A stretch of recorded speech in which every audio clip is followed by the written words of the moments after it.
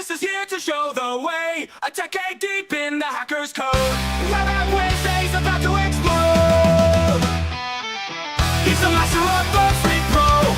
Breaking barriers, making systems glow. Try hack me, hack the block, he's the king. Walks like a challenges, he conquers everything. From auto recon to teaching the masses, Tiberius leads with skills that surpasses. Courses crafted to elevate your game. In the hacking world, he's made his name. He's a mentor with a guiding hand. Leads students to a security stand. With knowledge deep and passion strong. In the cyber realm, he can't go wrong. Everyone say the code's laid bare. Tiberius leads a skill and flair. Tune in, learn and join the fight. Web App Wednesday, hacking's bright.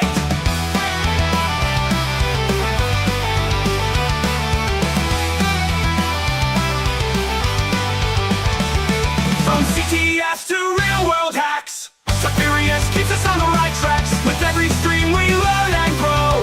In the hacker's world, it's all systems go. So plug your gear and join the stream. Tiberius will guide you through the scene. Web App Wednesday's the place to be. Unlocking secrets, setting knowledge free.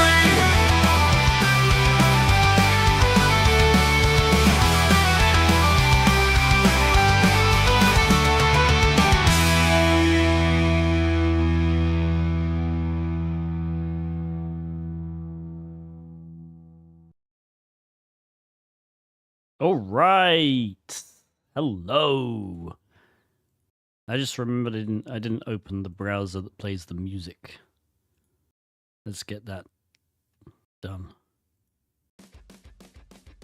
There we go. Music. Hello. Welcome, welcome, welcome. Hopefully everyone can hear me. Looks like you can. Maybe the volume is a little low. I'll just move the mic closer. All right. Welcome, everybody. Have I missed any comments?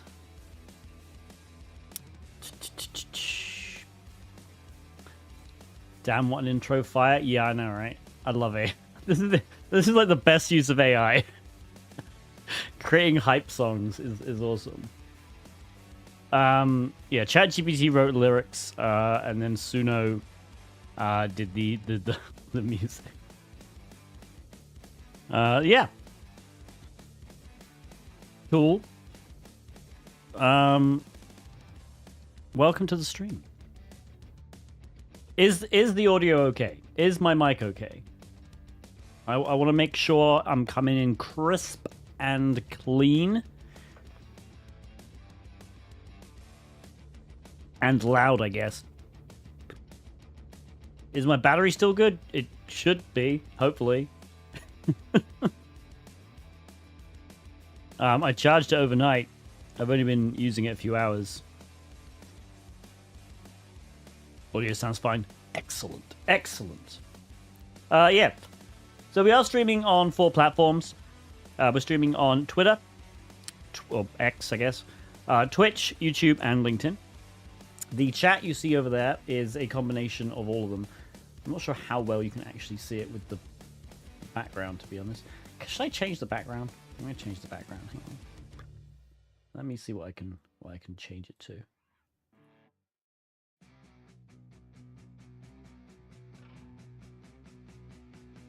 I honestly kind of like this one.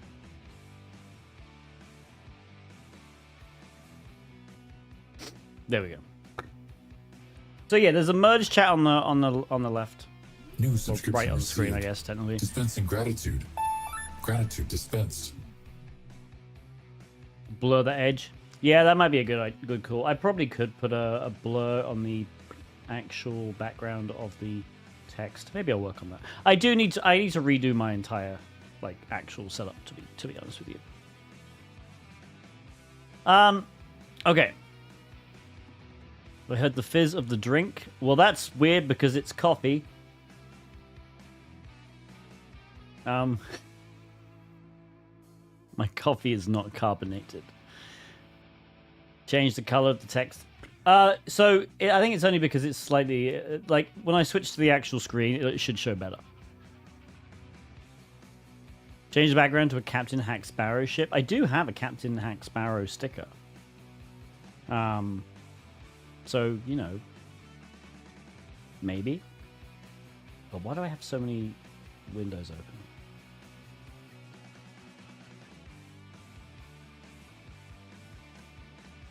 Where's the sticker? Here we go.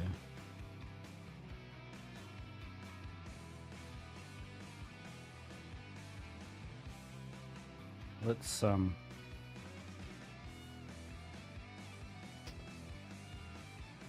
I do have this sticker. If you see me at a conference, convention, whatever, Thank you for following. you too can be an owner of this sticker. Anyway, right. You got the sticker from me. Excellent, excellent. Was that a which B-sides was that? Because I think I've only taken them to B-sides Connecticut and B-sides Chicago.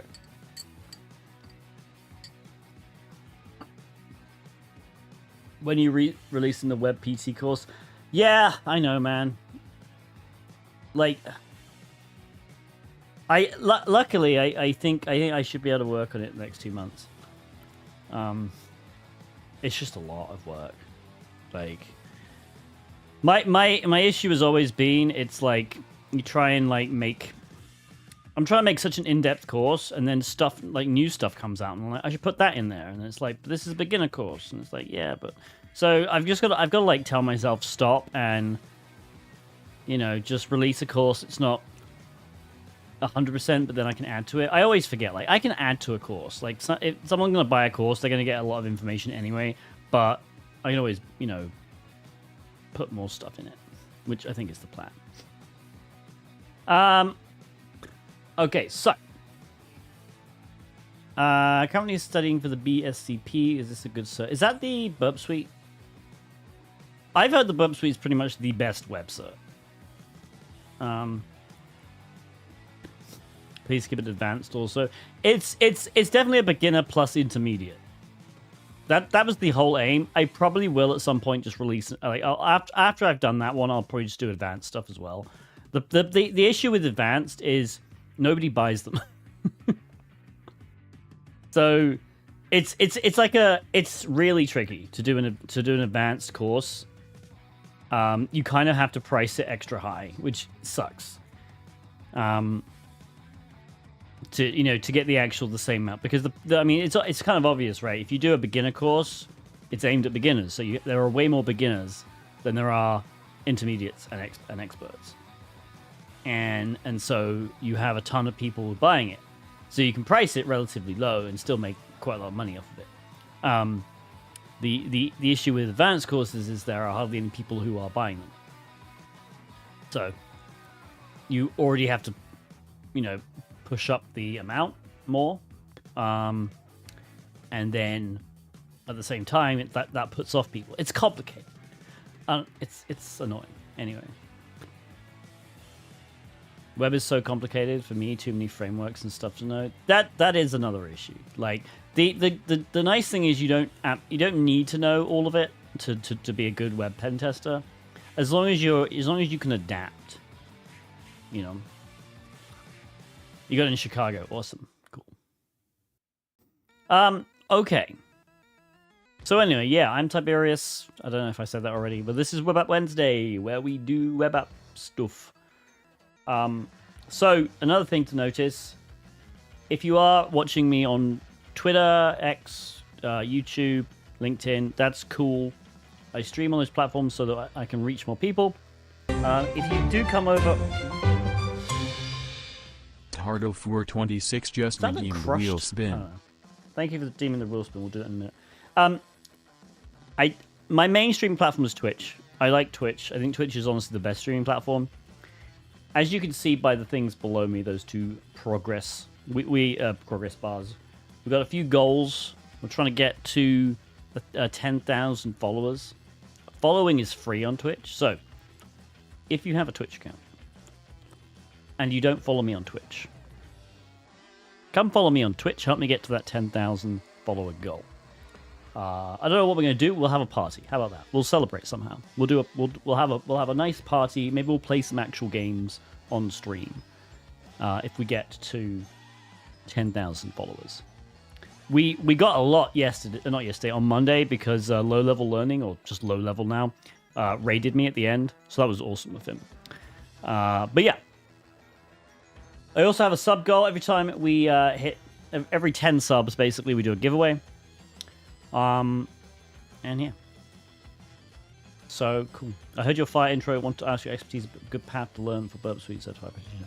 Honestly, the Web Security Academy labs are the best way to learn. And I think I read up. Let me just scroll up. Where do I study except Web Security Academy? I'm more of a visual learner. So here's the nice thing about the Web Security Academy is if you go into the labs, each lab, there's a bunch of video walkthroughs that other people have submitted. Rana Khalil has a ton of them on her YouTube for free. I also know that Gar7 did some. So there are some really nice video walkthroughs of all the labs. But for the most part, yeah, I mean, the Web Security Academy should be your main point, because the Burp Suite Certified Practitioner Cert is based off the Web Academy. So that's where I would go, honestly. Anyway, let's do a marble race. And marbles.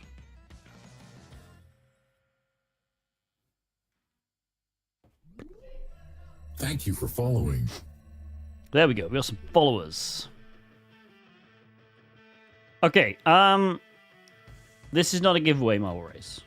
This is just a marble race. Okay, let's do a community one. Sure. So, if you don't know what's going on, this is marbles. This is unfortunately, this is another reason why Twitch is the better platform. This gaming app is built into Twitch, so it uses Twitch. You can only play if you're on Twitch. I'm sorry, I don't make the rules. So if you're on Twitch, you can type !play in chat right now, and you can join the marble race like all of these cool people. If you're not on Twitch, I will give you 60 seconds. You got a 60-second countdown to come over onto Twitch. You don't have to be following. You just have to type in chat. I mean, obviously, do follow. So, we'll do a few of these throughout the stream. This is just to break up the stream. We always like beginning with a marble race. We will do giveaways via the marble race as well. Always follow. Exactly. Always follow me. Anyway. It's entirely non-skill based. You basically get a random position here. It's all deterministic, so it's basically luck.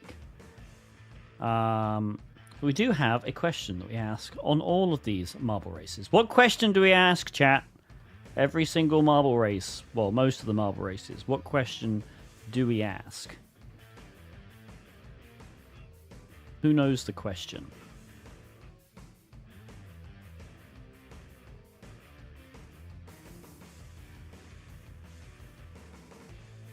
Nobody wants to type it. Oh, how's this game going? The question is who's going to be the first to find the hole, and it's the Art of War. The Art of War finding the hole first. Highlander almost there. Foe Machina speeding past. Oh my goodness. Is it Machina or Machina? I guess it could be Thank Machina. you for following. I always forget how you pronounce that one. Alright. So many new follows. This is awesome. Let's get to that 10,000. We're almost at 9,900. Oh my goodness. Oh my goodness. It's a bloodbath. Absolute bloodbath. I don't know who's in the lead. Is anyone in the lead right now? Apparently Vinyo Hanos is in the lead, but I don't think they actually are. God, this is so confusing. I think... Oh no, Agent 57. If Agent 57 wins again... Isn't that... Wouldn't that be like 3 in a row? Somebody has to stop this person. Is it going to be Foe Machina? Machina. Ah, God, I can't fucking... Thank you for following. Okay, well, the D2 and Beastie Thinks now. Oh my goodness, what? Hang on.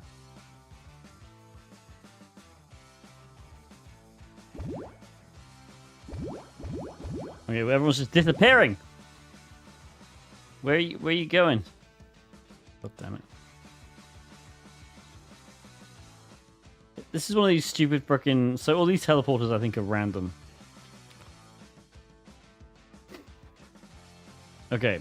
We're just gonna follow Beastie Thinks for now.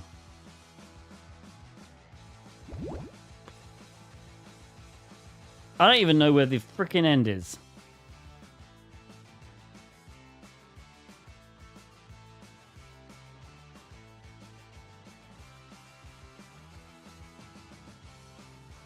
Probably should look at the time. The world record on this map is 3 minutes.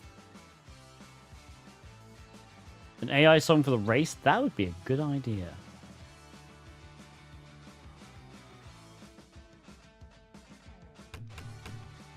Okay, there's the end. I can see... Okay, so we're here now. Beastie Thinks is right in the lead. Bo Machina is actually overtaking now. Will they be able to hold it together? Beastie Thinks now taking back the lead. Oh, Thank and they're in the bucket before. This is Beastie Thinks' race to lose right now. Could still be done. Don't think it's gonna be though. And Beastie Thinks wins. Only 7 seconds behind the world record as well. Impressive.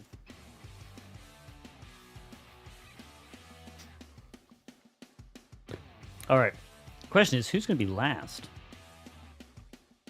Or is the flame? There's a fire over there that's coming to destroy the track. I think Vinyo Llanos is in last place. Will they reach the end before the flames burn? What's break? I don't give a shit about your opinion. Get fucked. Probably, actually. Here we go. Nice. Well done. Look how many people died. Was I not in there? Apparently I didn't join for some reason. I'm not entirely sure why. I thought I did. Anyway, welcome Beastie Thinks. If you are DNF, you died, yes. Agent 57, though. 2 wins back to back.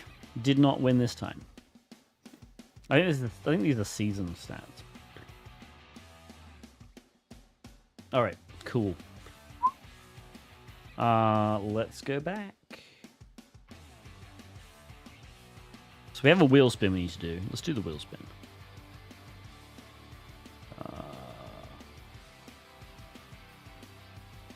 First time on the stream and you win. Good start to a day. Excellent. I'm glad to hear it. Okay, let's turn the thing down. All right. Another thing you can do if you're in Twitch is if you're watching the stream, you gain channel points completely for free. You just have to watch the stream. You get channel points for every minute you watch, and you can then spend the channel points on stuff like a wheel spin, which is exactly what the Art of War 26 did. So we're going to spin this wheel. And they get 2 times next spin. Interesting. Yeah, free AI 1, if that's how you... Oh, sorry, free type... I didn't even see the team. I do apologize. Free Taiwan is a... it's a much more realistic way of saying it. Free Taiwan. Yeah, so you're on X right now. You are... The chat above my head is combined. It's combined all 4 streams I'm on. Wheel spin. I'm streaming on Twitter, I'm streaming on Twitch, I'm streaming on YouTube, and I'm streaming on LinkedIn. So if you're looking at the chat above my head, that's everybody. Okay, so we have a 2 times next spin. Let me mark it down. 2 times next spin. Oh my god, I can't freaking type. 2 times next spin was the Art of War. And they have also just redeemed another spin. which means we spin again. So spinning again. This is going to be 2 times whatever we land on. It's going to be 2 times cat time. Oh my goodness. 2 times cat time for the Art of War. Excellent. Are we ever going to get to web app packing today? Maybe. Maybe. Alright, so the question is, chat. Or I should say, the question is the Art of War. What cats do you want?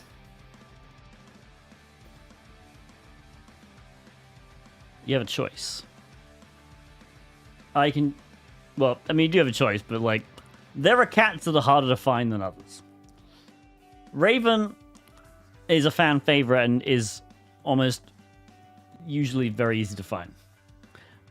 Poe, the newest one, is harder to find, but I'm pretty sure I can. Arya is very old now and just basically spends her time sleeping on a heated mat.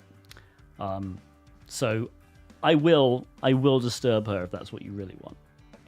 But you have a choice. Arya, Raven, Poe. You can choose 2, and we'll do them back to back.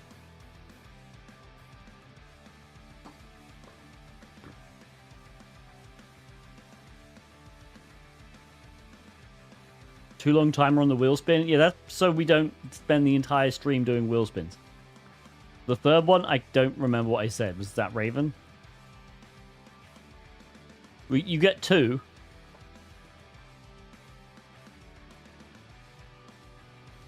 So Arya, Raven, or Poe? It's up to the Art of War to decide.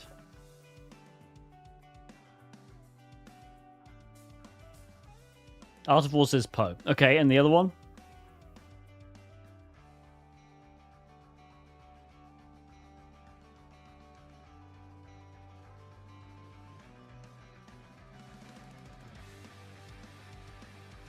Just because there's no guarantee they're going to come in order. It's going to be whoever I can wrangle first.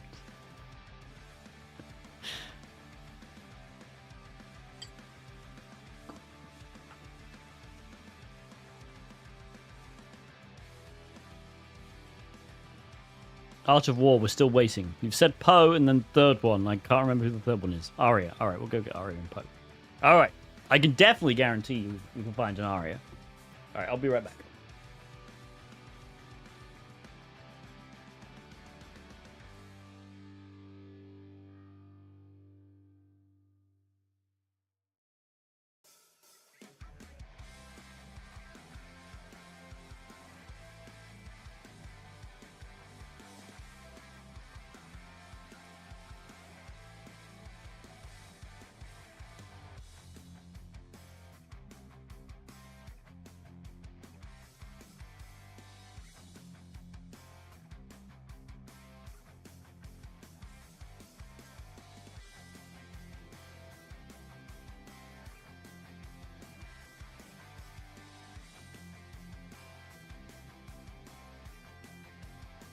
All right, I found a Poe.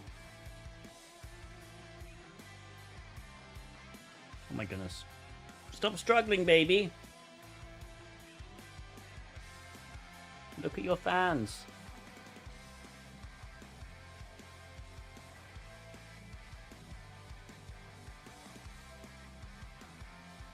Hello.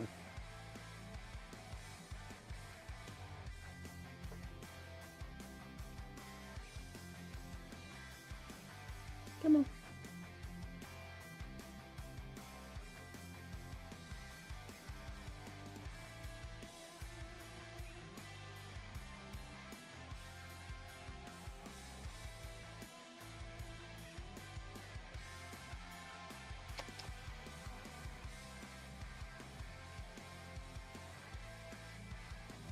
There we go.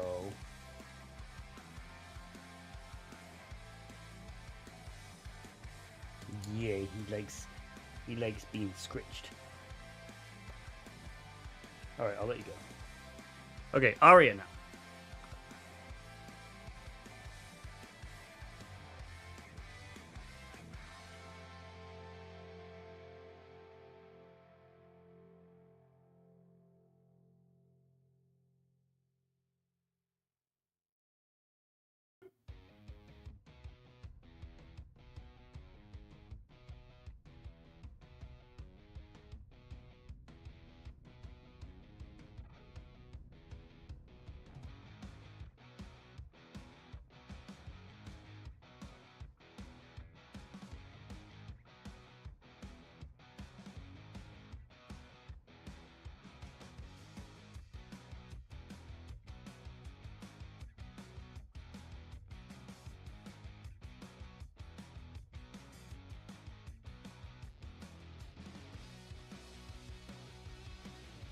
Okay, and here's the aria. The old lady.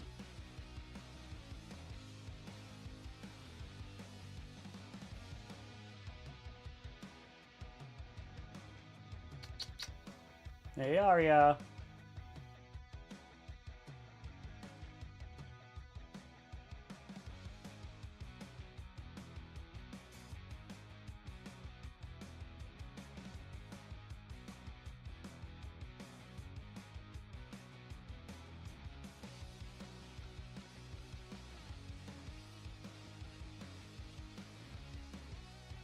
Good girl. Okay.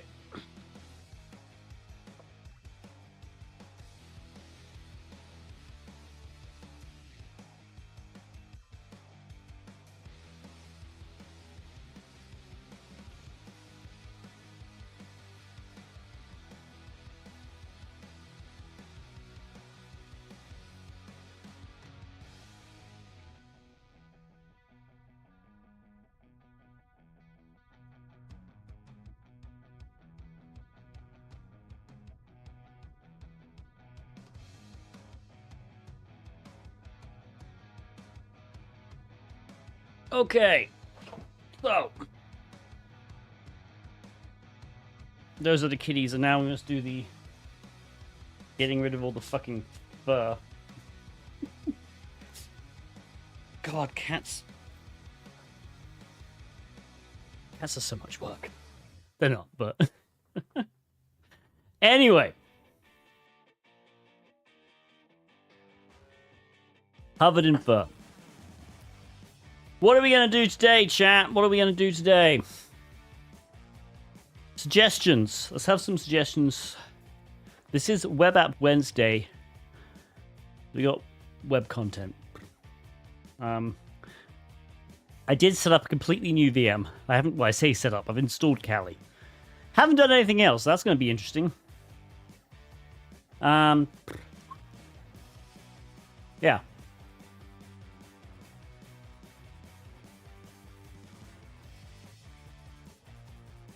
Cat names are a signature of your past Brit bios. Well, most of them are named after Game of Thrones. Dispensing gratitude. Gratitude dispensed. Thank you, True to Dan, for subscribing at Tier 1. Subscribed for 6 months. Thank you for following. I don't think I said thank you to Vinyo either.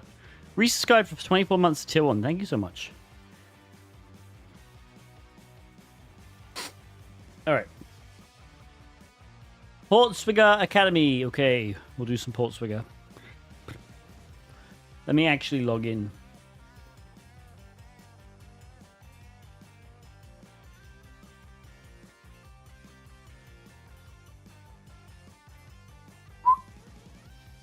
Yeah, this will be recorded. It'll be on my YouTube. If you go to youtube.com/Tiberius, and then click on the live tab, it'll be there later.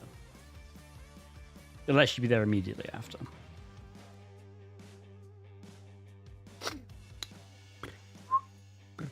Alright, hang on a minute. Wasn't there a Zap redeem?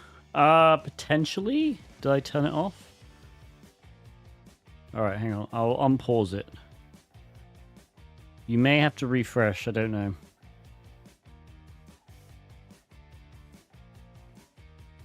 Alright, hang on. So I'm just logging in, so you're not missing anything.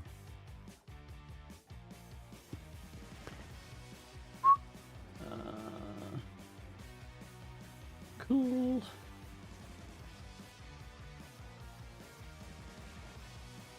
Alright, actually...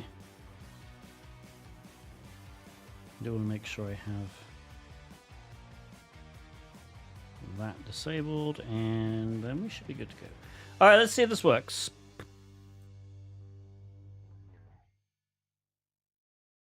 You did ride in the Portswigger van the other week. Not the other week, it was like a couple of months ago now. Anyway. Right. So the question is, what... what topic do we do?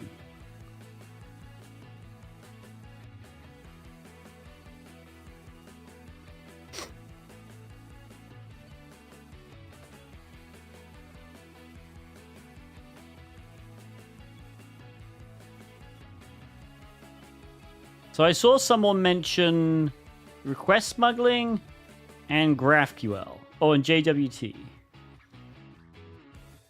Let me make a note of these. So we've got request smuggling, JWT, and GraphQL. File upload. We'll do a poll. The poll will be on Twitch. There's an unfortunate thing. Multi-streaming does not have many platforms that allow you to vote across things.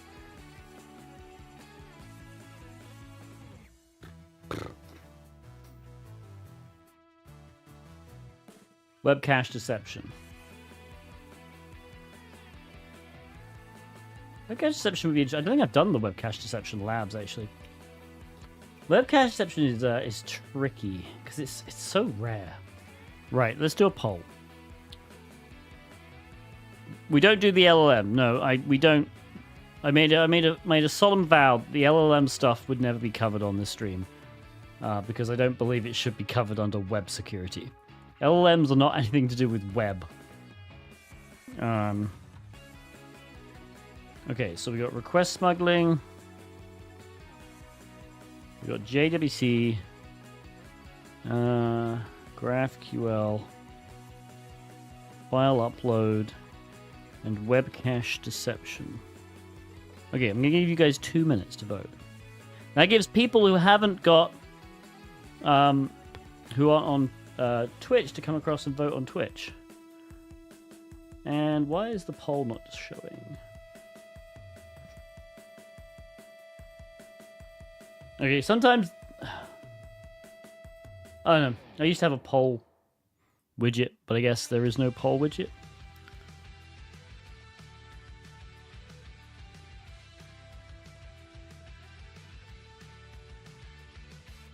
Anyway.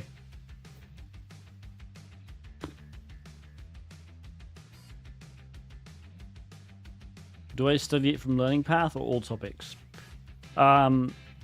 What do you mean? Like now?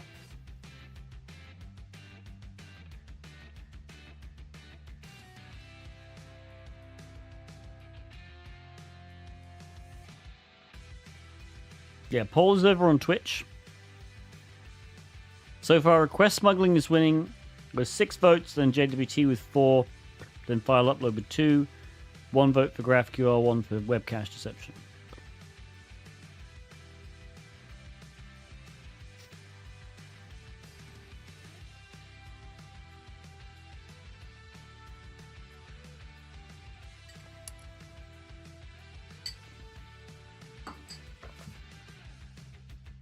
Request smuggling is an interesting topic. That is currently winning 7 votes now to 5. It's between those two, I think, unless there's a massive dump of votes on something else.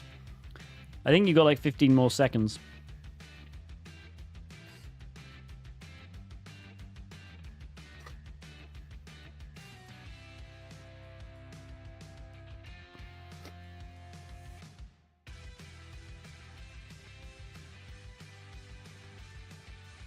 Request smuggling wins 9 votes to 6. Okay. So now we get to explain request smuggling. You have all topics path. Oh, this is all labs, I think, right? This is all labs. So you can choose all topics. All this really is, this is just a directory to go to. So if you wanted to go to SQL injection, you go here. The learning paths are more like, I guess technically they're kind of the same, to be honest.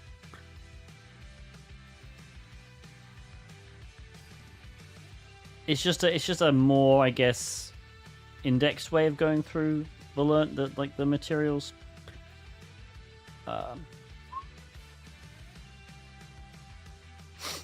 Okay.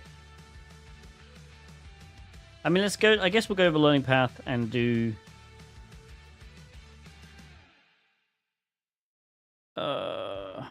Actually, is there even a learning path for request smuggling?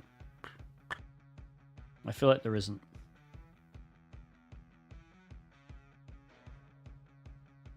Let's view all topics and go to request smuggling, which is going to be under advanced, isn't it? Yeah.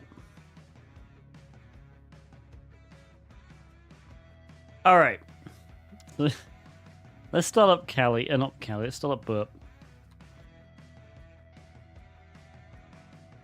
We did have a marble run yet. Yes, we did. You missed it, but we'll be back. I just noticed.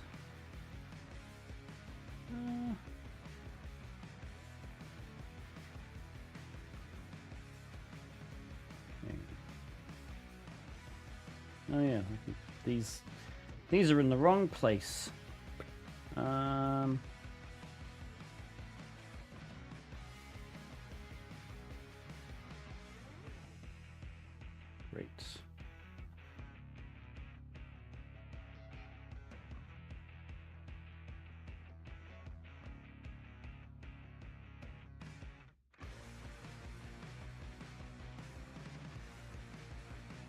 Is that better? No. Oh, well, anyway. Like I said, I have to rework my goddamn stream setup. Okay. So. Requests. Did Burp open? It did not. Why did Burp not open?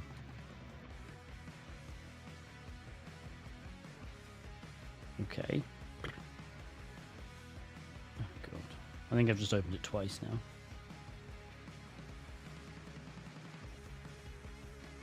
There we go. Alright. We'll accept that one. Leave that one. Next. Next. And we'll just exit this, I guess. Yes.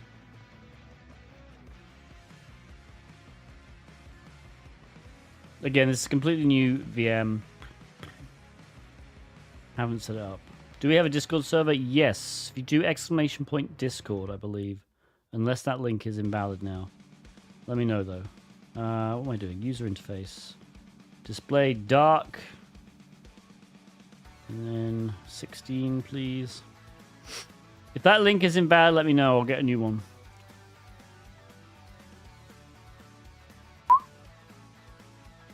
Okay, so we're going to just go to example.com.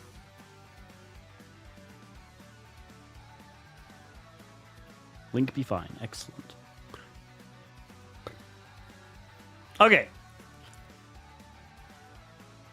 So. I should probably increase the font size of this, actually. Let me do that as well.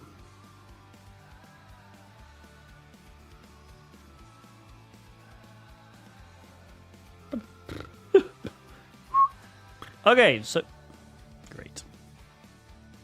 There we go. So this is an HTTP request. When you send it... So in this case, it's kind of invalid because this is HTTP 2. Let's actually switch this to HTTP 1.1. All right.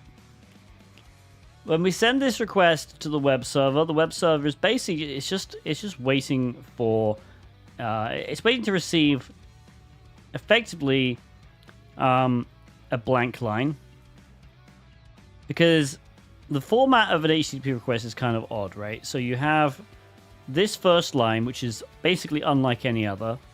The first line should have only 2 spaces. It should basically be a verb, all right, or a method, whatever you want to call it, a /, like separated by a space, followed by the actual like path, right? So this is technically the resource. I shouldn't have said /. It can be honestly anything here. It's kind of confusing. This is the resource. This is what you actually want to get.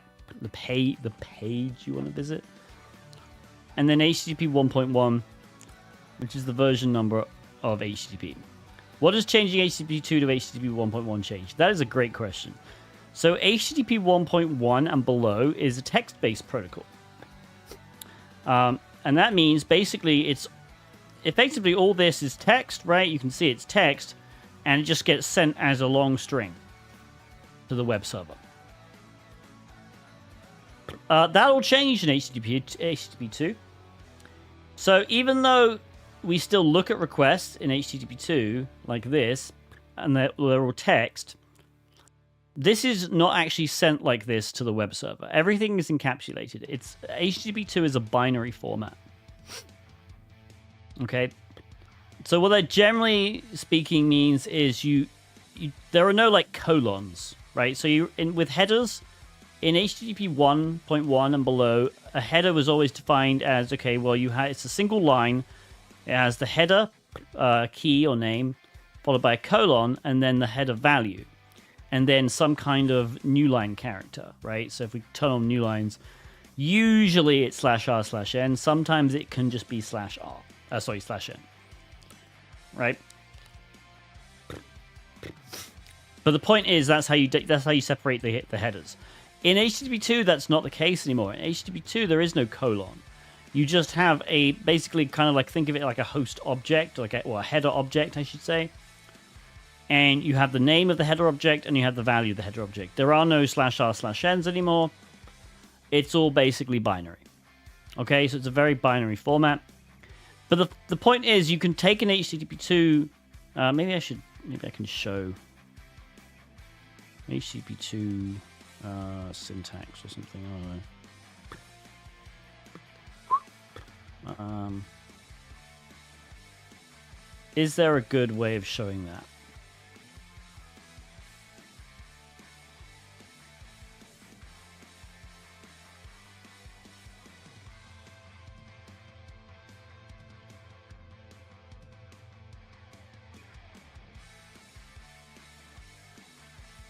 Oh no, there is a good way of showing that, but this is basically saying.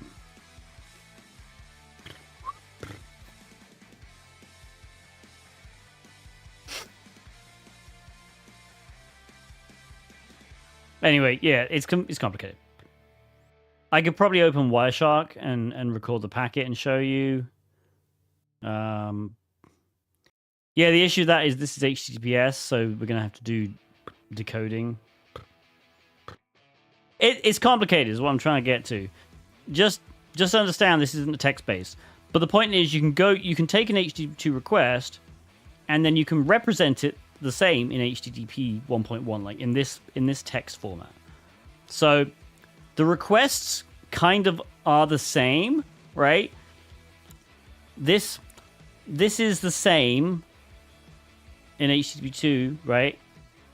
It's just that the server doesn't get this text string. This is I guess an HTTP 1.1 representation of an HTTP 2 request. Okay, and that's useful because that means it's more human readable, right? The binary format is not really human readable. This is. So just understand in HTTP 2, if you do host, example.com, this line here is not what the server's receiving. Okay, it's not receiving this exactly. It's receiving something very similar, but it's not receiving this exact string. Okay? And that's why it's better to switch to HTTP 1.1. And in fact, while HTTP request smuggling does work in HTTP 2 sometimes, under very, very extraordinary circumstances usually, it mostly works in HTTP 1.1. Okay, which is why one of the recommendations for how to fix HTTP request smuggling is basically make sure everything uses HTTP 2, and you don't allow HTTP 1.1. What's the difference between HTTP 1.1 and 2.0 when using Burp Suite? Absolutely nothing. So if you have a 2 here, right, and you switch this to 2, Burp Suite will just encapsulate this properly. So you can make edits, you can change this value. Again, it's kind of similar. So just understand, like, the easiest way to explain it, right, is that you have a key name value for a header, right, in HTTP 1.1. So you have a key value name for a header separated by a colon. In HTTP 1.1, this string is sent as the header, including the colon, because that's how HTTP 1 works. The server receives that. It says, okay, I need to figure out what the header key is, what header name is, what the header value is. It does that by basically splitting on a colon and reading everything that comes before the colon as the name, and everything that comes after the colon as the value. That's how it figures out what the header is. In HTTP 2, there is no such thing as a colon in the header. Like, it's basically you can think of it as a kind of like a header object, a binary format for the header, which just has a segment for the key or the name, and it has a segment for the value. So because it's a binary format, you don't need to use a colon to separate, basically separate those values. You just, use, I don't know what it uses, but it uses something. It probably has a value, like a byte, that tells you how long the name is, and then that's, the value, that's the bytes it reads, and then it says, here's how long the value is. And, binary format, right? So, But you can translate between an HTTP 2 and an HTTP 1.1 request very, very easily. Because you just put the colons back in, right? So burp is showing you this because it's easier to edit and easier to manipulate. But when you click send, it's going to wrap up all this information and put it into the binary format and send it. Okay. If you spam stuff, nothing, no, then you're going to get blocked, and I'm not going to ignore you. Please don't spam stuff.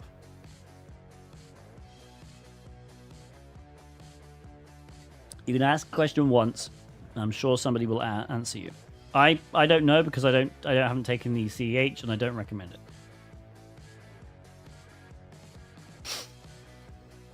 It's not a very good exam. Anyway. So, we're going to switch to HTTP 1.1. Thank you for following. And so the way it works, the server's going to read this line. It always expects this line. If this line isn't there, it's just going to error, right? And then it's going to read the headers. And the way it reads the headers is it reads until there's a blank line. This line, line 17, in this case, will always be there. Right? Every HTTP request will always have a completely empty line in it. And by completely empty, I mean it literally has /r/n on it, and that's it. So it starts, it has a /r/n, that's it. There's nothing on the line. Okay? So it reads until this point, because this is an entirely valid request. This has no body. Line 18 there doesn't really exist. It's just there because of this thing, right? And then it will read the headers. And it reads the headers. It knows that each header is on a line. It knows that each header has a name, which is, the thing before the colon. And then the value is everything after the colon. What it's looking for in here is any indication that there is some kind of HTTP body, which in this case there isn't, right? We haven't got a body, so there's no indication of a body. And so because there's no indication, it just stops reading. It's like, okay, that's the request. Process the request, send the response, all good. So what if there is a body? So, oops, crap. Let's change the request method to a post request, and then let's just add x equals y as parameters in the body, okay? And then click send. Okay, method not allowed, that's fine, don't really care about the response here. Anyway, now we have something different. We have content length 3. You see this one? This line here, content length 3. This is a new header that's been added because this is the header that tells the server, right, if there's a body or not. In this case, there is a body. It has 3 bytes in it. These are the 3 bytes. So the same thing's going to happen when parsing the request. It's going to read the first line, make sure the first line is valid. It's then going to read all of the headers up until this /r/n. It's then going to look for any indication that there is a request body, which it finds. The content length, it says, okay, content length is 3, therefore I need to read the next 3 bytes, and that's the entire request. Okay? Who added the content length header? The browser. As you enable invisible characters, you click this /n up here. The reason it needs this is, if you think about it, a server is listening, in this case, on port 443. And it's listening to multiple connections. And in some cases, it's listening to multiple requests coming in on the same connection. Okay. To show you an example of this, let's copy this request and paste it here.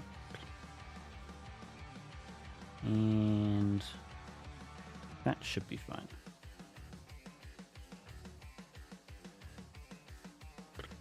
Nope.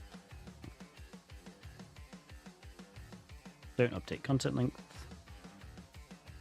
Okay, good. What happened here?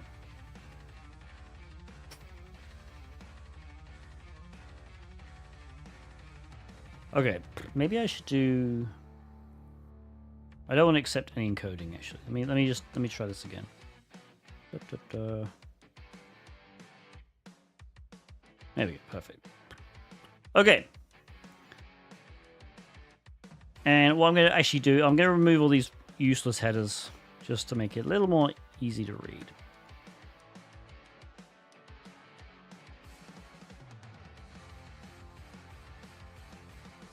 Okay. So here's the question. What the heck happened? What magic have I done? We have an HTTP 1.1405 method not allowed. Okay, whatever. Then we have an HTTP 200. Okay, and then we have the website. But I sent this. What is all this? A double response. Yeah. But it's actually a double request. There's two requests in this. So even ignore this line that says request, okay? All I've done here, this is a socket, right? This is a socket, and I've opened up the socket to the example.com web server, and I've just sent this massive amount of text. Okay? I could actually do this probably using Netcat. Let's actually, I'll have to use OpenSSL s_client connect example.com 443. If I do that,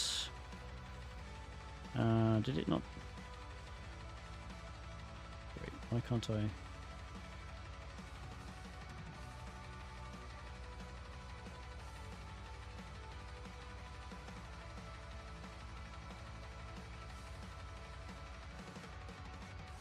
Can I just do quiet? Come on.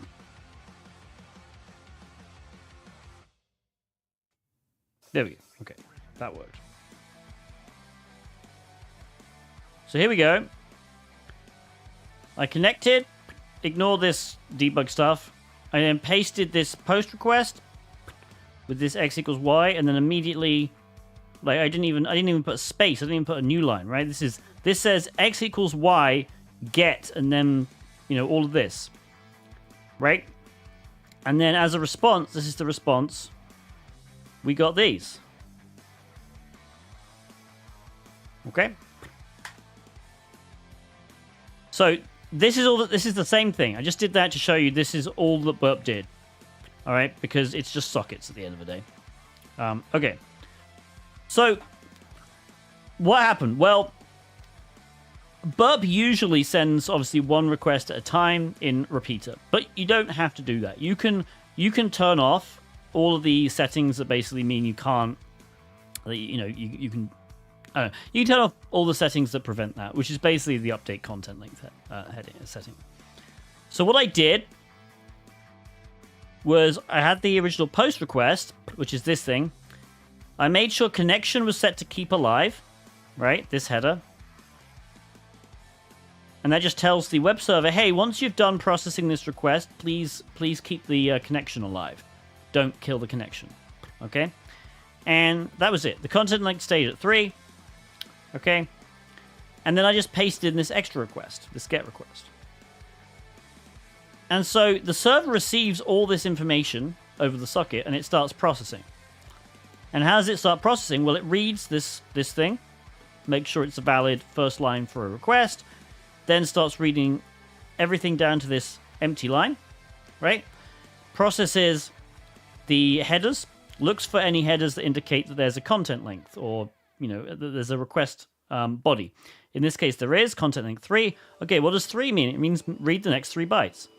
So it reads the next 3 bytes. So if we copy this into... Oh god, I don't have... Can I install VS Code?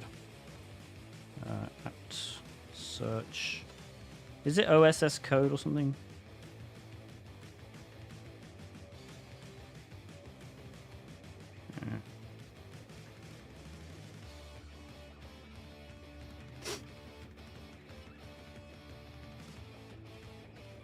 Kali OSS code.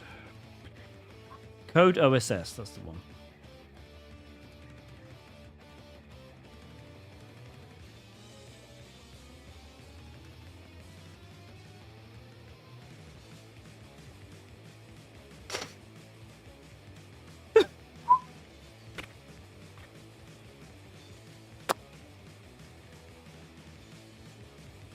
This'll trust me, this will be useful.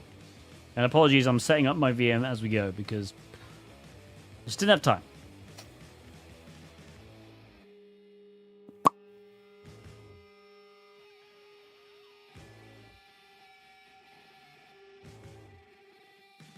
No idea what this is. Thank you for following.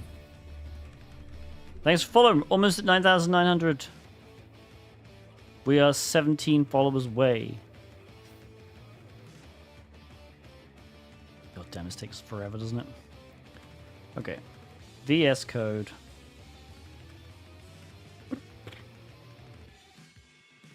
Alright, so we're going to open this new text file. So we're going to imagine right here.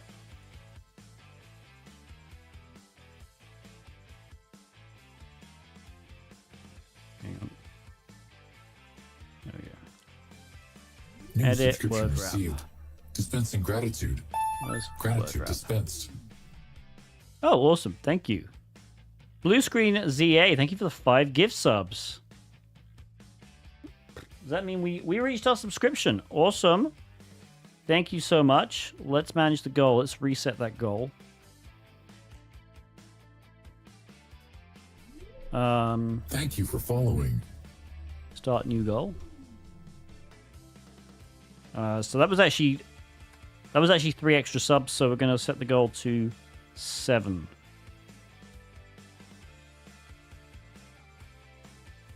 And subs. Start goal. There we go. Okay. I appreciate it. Thank you so much. So you gifted to Crobosaur, Crypto Ghost, Lopsided Pixel, Hack the Planet, and Evangelista MKB. Thanks so much. All right, we'll do a giveaway in a minute. Don't let me forget. I just want to go over this thing first. So imagine we're the web server, right? So we get all this information just as one massive dump, right? Because it's all sent in one request. Okay? So sorry, it's all sent in one packet. So the first thing it does, it reads this line. It's like, okay, cool, that's fine. Okay, we won't delete it. It reads this line. That's a valid start to an HTTP request.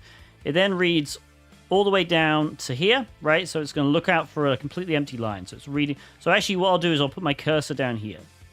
So this is actually technically we're here, right? Because we've just read the new line. So we're here. So we've read all that, and then we're looking for any indication that there is a body to this request. All right, because the server doesn't know what the request looks like right now. The server just got a bunch of text. And so what it does is it reads all the headers, which it just did, and it processes them, right? So it knows that it has a host header, example.com, blah, blah, blah. It comes across this content link 3, which means there are 3 bytes in the body. There is a body and there are 3 bytes. So what's it going to do? It's going to read 1, 2, 3. Now the cursor's there, right? And that's it. It's done with this request because the content length was 3. That's all it cares about. So now it processes the request, and we're going to process the request like that. So that request goes off and it gets processed, right? And the response gets sent. Okay. But this connection keep alive is there, which means, hey, don't close the connection immediately after sending the response. There's more shit. And there is more shit, right? So now there's this thing. So it starts here. It reads this request. Okay. So it reads this request, processes this request. And that's all that happened. It read 2 requests because we were able to do that. and it sent 2 responses. This is the response to the first Thank request. you for following. This is the response to the second. Thanks for following, everybody. If I had turned this to connection close, I believe it would actually not work. Yeah. So if I set this to connection close, we don't get this second response. Because we've told it, hey, after you process me, right, this is the first request. After you process me, you can close the connection. This only works because we set keep alive. And it also only works because in burp I set update content links to untrue, right? I unchecked this. Ordinarily, if I check this and click send, it updates the content length to everything here. But we don't want that. So we have to set it manually to 3. Does everyone understand that? Because this is important to request smuggling. The fact you can do this.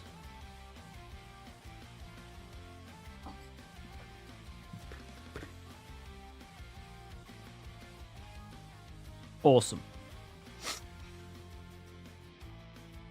Excellent. All right, let's do a marble race to do a giveaway now.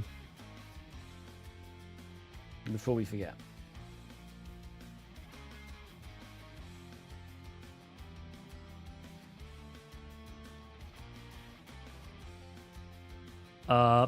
Let's do a standard.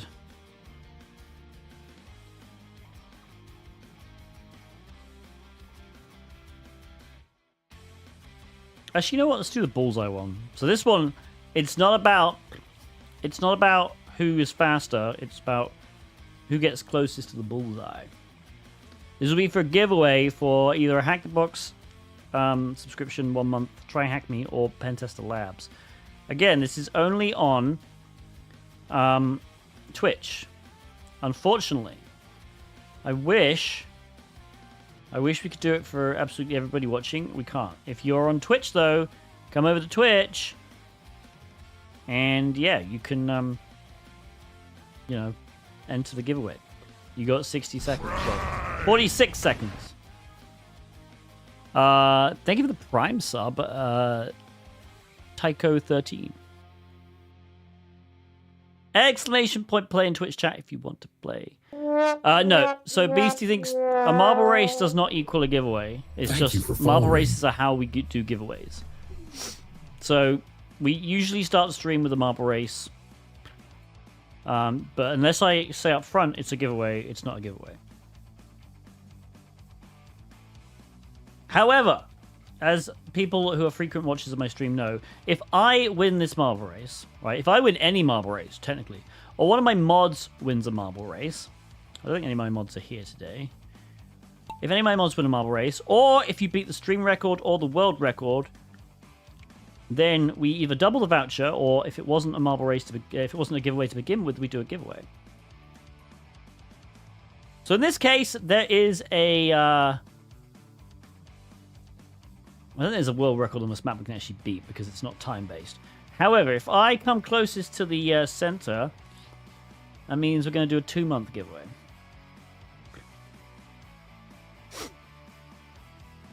Alright, remember, this is not about who's in first. So, technically speaking, no thing could win this.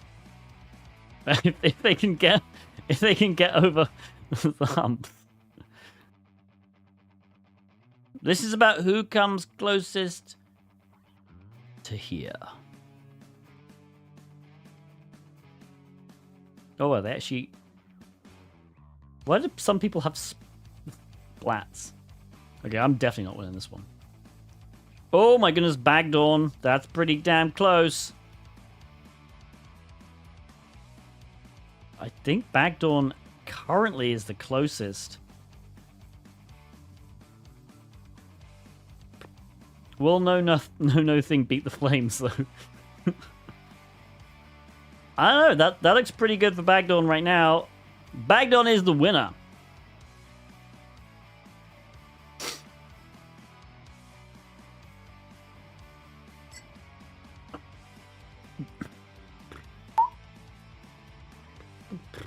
All right, Bagdawn.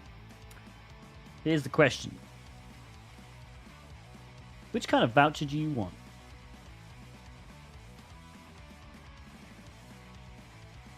I got Hack the Box vouchers. I got Try Hack Me vouchers. I got Pen Test Lab vouchers. They're all 1 month. What do you want?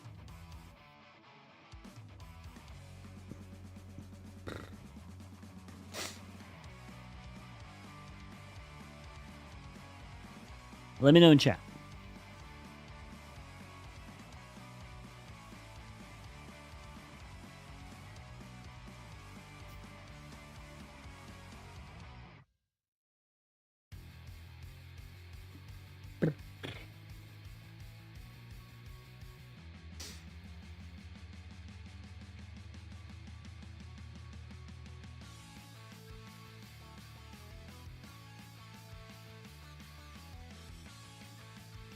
Bagdawn, if you don't tell me what voucher you want, it's going to go to second place.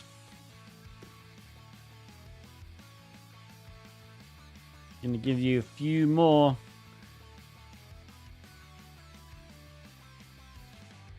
You must be able to type because you typed exclamation point play.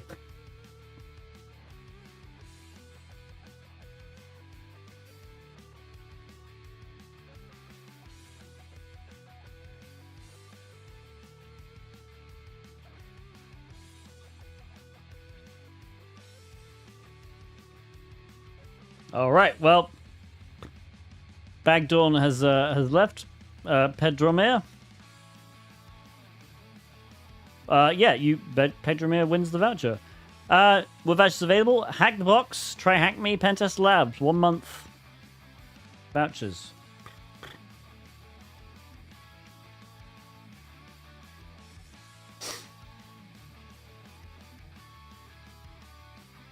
I don't know if we got botted or not.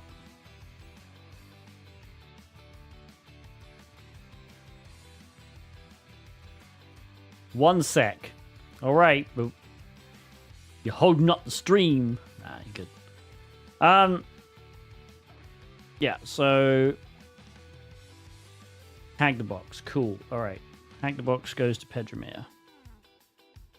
Let me too slow. All right. I'm gonna copy your username. I'm gonna whisper it to you right now.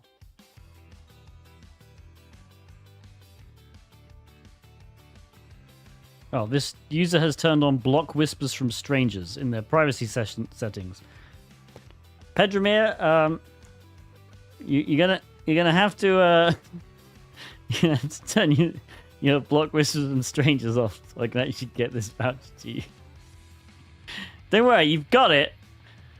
Just let me know when you've done that so I can copy it. I've got your name down. I've got your voucher over here. Let me give you the voucher, man. I'm not. Why am I a stranger? Is the main. Wait a minute. Does that mean you're not following? Or do I have to follow you? Done. All right. Let's see. Let's see. There we go. Okay. Hang on. I have to copy it again. Apparently. There we go. All right. There's your voucher. I know it's so hard to give away free stuff. Okay. Excellent. Let's go back. Let's go back to hacking. Right. I saw someone question what happens if you do keep alive in 2.0. So 2.0 is a little different. Because you can actually one of the features of 2.0 is you can put multiple requests into a HTTP2 sort of packet. So it's slightly more complicated than that anyway. But yeah. Just realize basically almost none of this really matters if you're using HTTP2. Okay, so one thing that people don't realize, or some people don't realize, we've been using content length for now, right, to get this stuff done. In fact, let's just go back to. Yeah, here we go. Right, so I'm gonna remove all these headers. We've been using content length. Content length is useful because it's very readable. You say, hey, I've got a content length. You put how many bytes are in the content length, and then you put the number of bytes that, well, you put the bytes there, right? Easy peasy. This content length is not the only way you can tell an HTTP server that there is a request body. Does anyone in chat know the other method you can use to tell the HTTP server that there's a body? Thank you for following.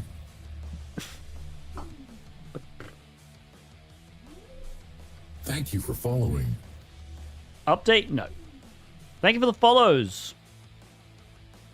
Transfer encoding. There you go. No thing. Got it. Transfer encoding.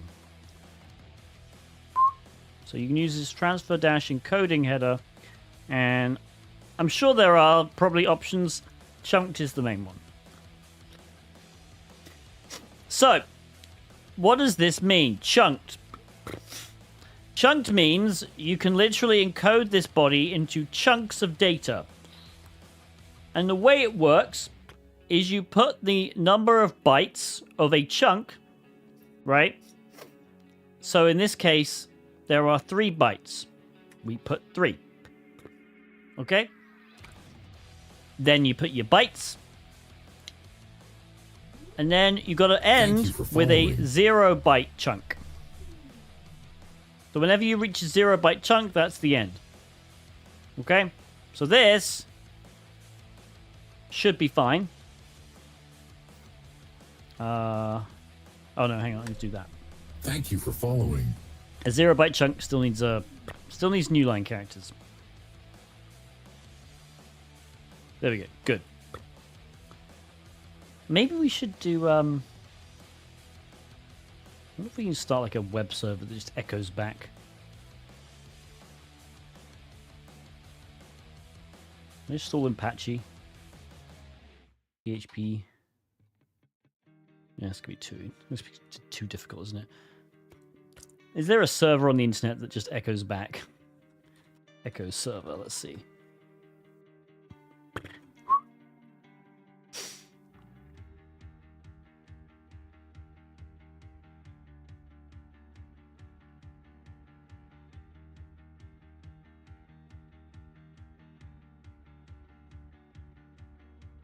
That might work. Let's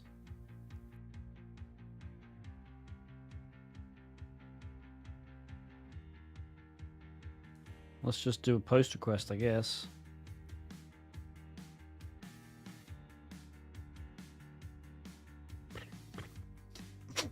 I just want to do content type text plain. Let's just leave it at that for now. Raw body, there we go. Okay, so now if we do update, actually let's do set it back to God damn it.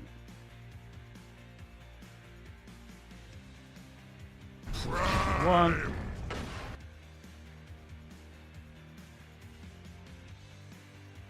Okay, raw body. All right, so let's try this now. So we're going to use transfer encoding, chunked, and then we're going to say 3, 0, boom. There we go. Raw body. X equals Y. Okay. See that? So what we can do if we want to be freaking crazy, we could do this.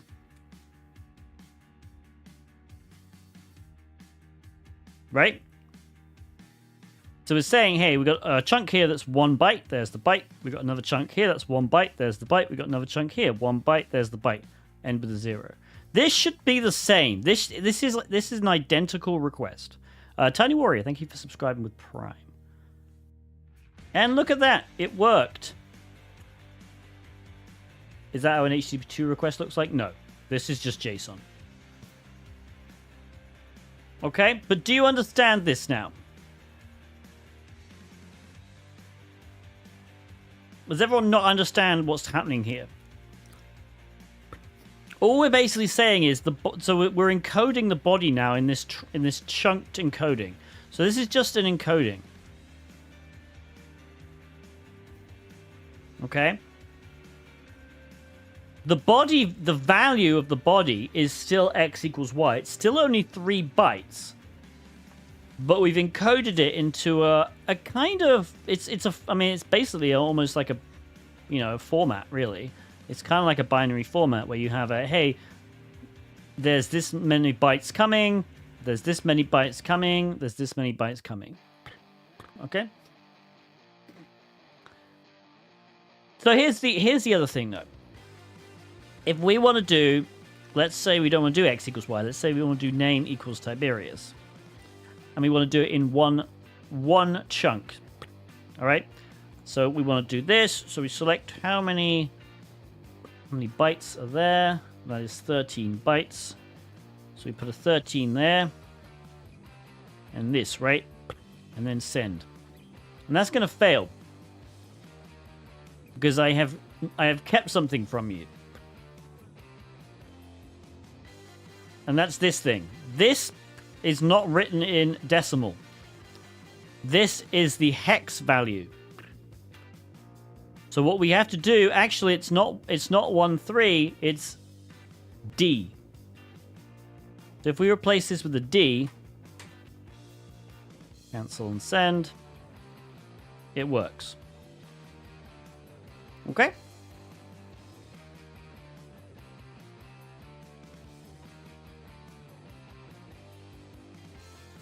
So obviously 0 is still fine because there is a 0.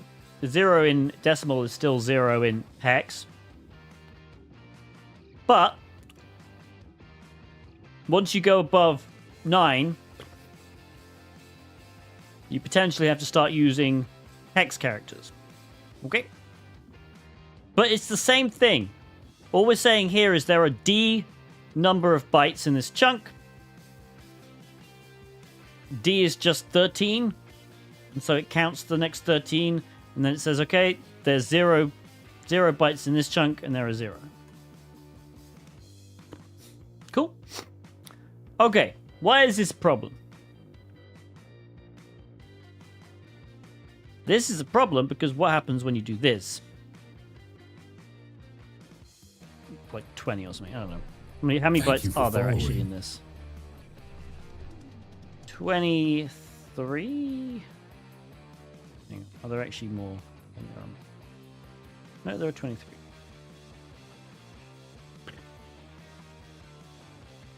One, 2, 3, 4, 5, 6, 7, 8, 10, 11, 12, 13, 14, 15, 16, 17, 18, 19, 20, 21, 22. Yeah, 23.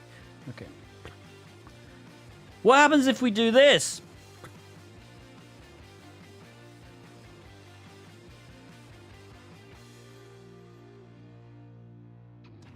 The answer is I don't actually know. Let's do it. Okay, this is a good web server. What do I mean by that? So it turns out the HTTP spec actually considered this because there are two ways of telling a web server if the request has a body or not. Transfer encoding and content length.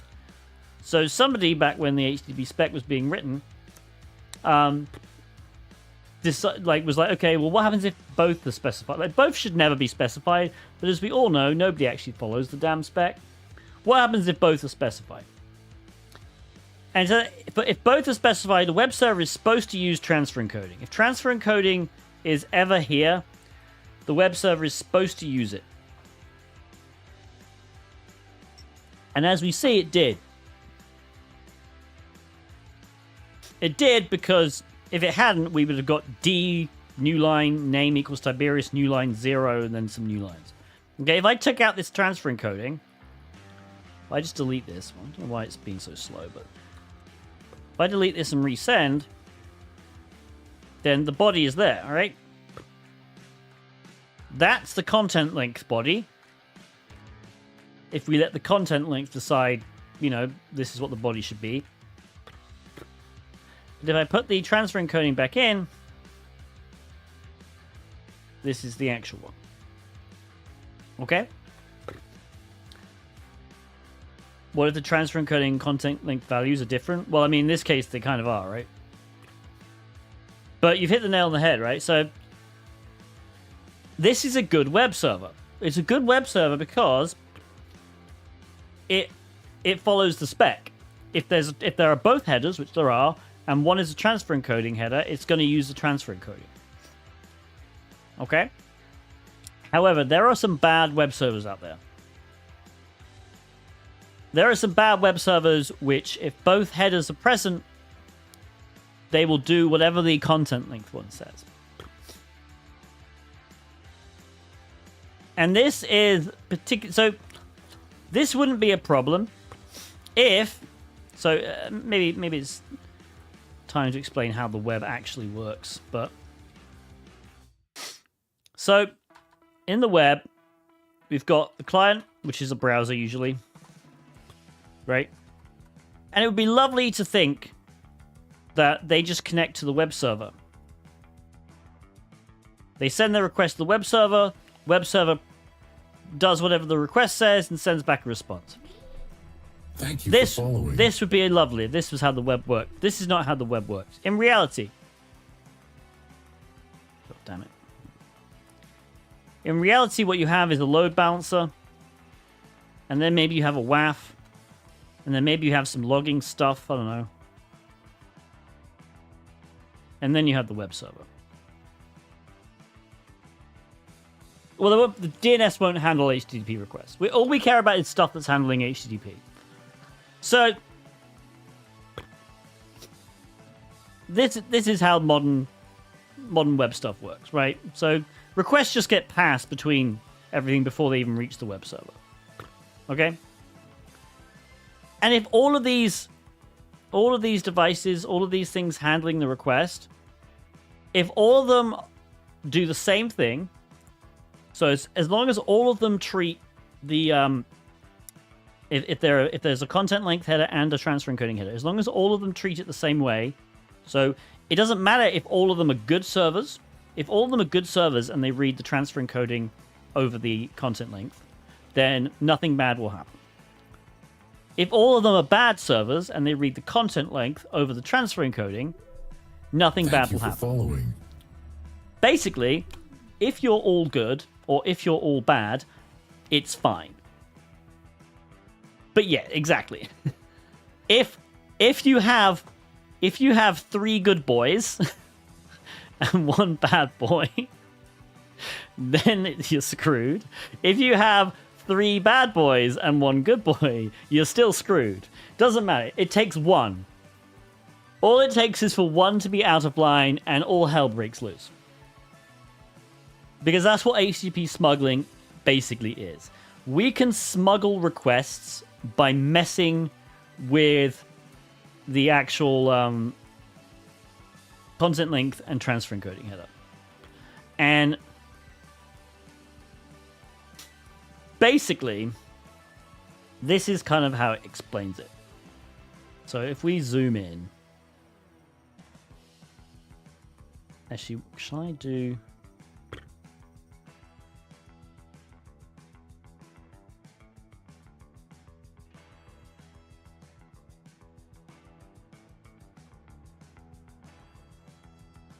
Right.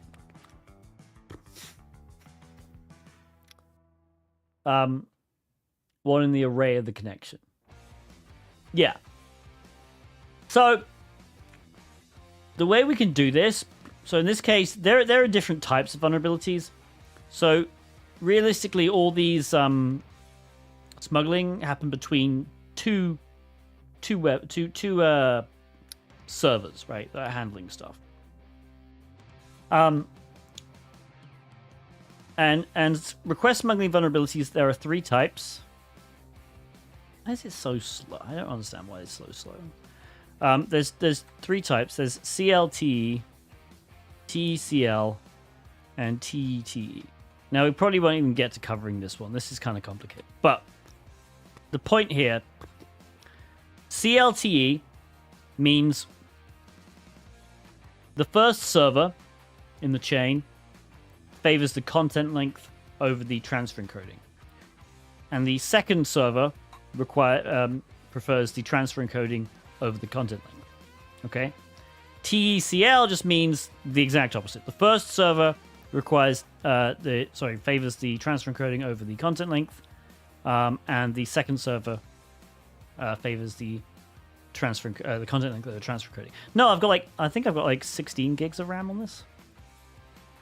God damn it, hang on.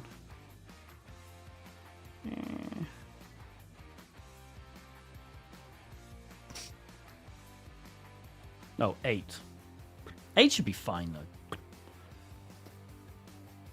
Out of all these topics, is there an order for them? Yeah, don't do request smuggling first. Request smuggling is quite advanced. Okay. So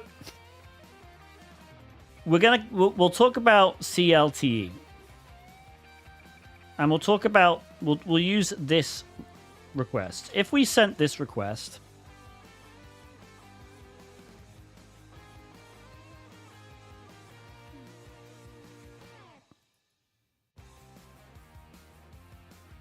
okay. Yeah, I don't know why my... Anyway. Let's say we sent this request, and this is a CLTE. Okay? CL.TE, sorry. Is it dot? It is dot, right? Yeah. So, this is going to be sent to... And let's just, for sake of argument, say that we have the client or the browser, right? And it sends it to server 1. And that sends it to server 2. And that's it. There are 3 servers. It doesn't even matter what this is, right? This last one is usually always going to be the web server. Doesn't matter what this could be a WAF, this could be a load balancer, whatever. But in this scenario, there are only 2 servers. Okay? But they're each going to process the request and send it on. And so what you have here, you have a post request. Okay, so it's going to read this. That's fine. It's going to read all the way down to here. Remember, every single server reads all of these until it reaches a blank line. All HTTP requests have to have at least a blank line at the end. Okay? And then it's going to read the headers, and it's going to look and see if there is any indication that there is a request body. And there is. There's 2 of them, right? There's a content link 13 and a transfer encoding chunked. Okay? And this is a CL. This is actually a bad server. All right, because this one favors the content length over transfer encoding chunked. And so, effectively, it's going to say, okay, well, I see that you've got this transfer encoding chunked header, but I think the content length is more accurate. So I think this request has 13 characters, 13 bytes in the body. And so what it does is it reads, right, all 13 bytes. Okay? So it's basically just going to send this entire thing. This is the 13 here. All right? So I think technically it's gotten rid of one of the characters here, but whatever. There's 13 bytes. It's going to basically read all of these as the request. So basically, this entire request is now being sent to server 2. Okay? And so server 2 receives it, and it reads, again, all the way down to this blank line, and it reads, okay, well, I got content length and transfer encoding. I'm a good server, so I am only going to use chunked encoding. And it starts reading. And it reads a 0. Okay. There is a 0 chunk, which means that's it. So it's going to read 0 bytes, which is basically just this, and the cursor is going to be here. So it reads all of this. And now we have this smuggled. Where is this? This is just languishing in memory on the server 2. Okay? So effectively what we've done is we've managed to trick server 2 into reading a request and leaving some bytes unread, and they'll just remain in the queue for requests. Okay? Which, what that generally means is, as soon as another request comes in, right, as soon as server 1 sends another request, it's just going to end up getting placed here. So let's just say let's use the get request again, actually.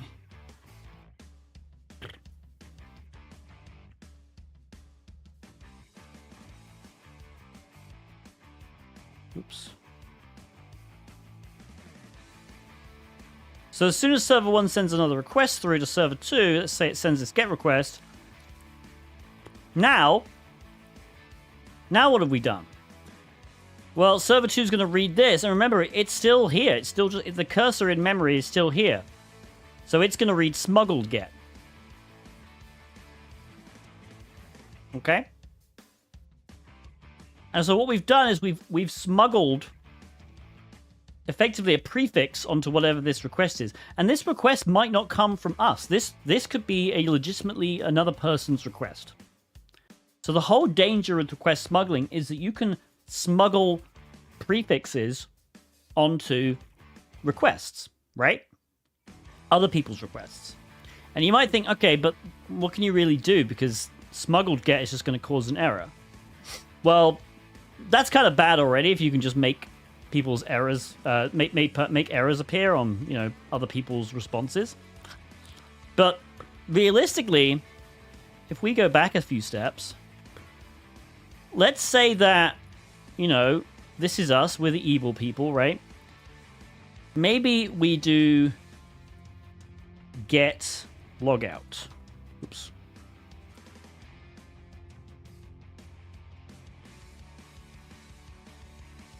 Right? Something like that. And then we update whatever this is. So how many? This is like 54 or something. I don't know.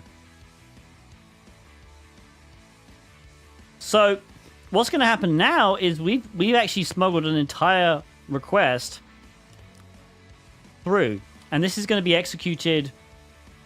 You know, this is basically going to be smuggled on top of the victim's request, right? And so you could potentially force someone to log out. You could do a lot of other really crazy stuff. But let's do some practical examples, because I feel like practical examples are way more fun. I don't know why it's almost like my mouse is kind of just lagging a bit. So why don't we're going to skip the basics.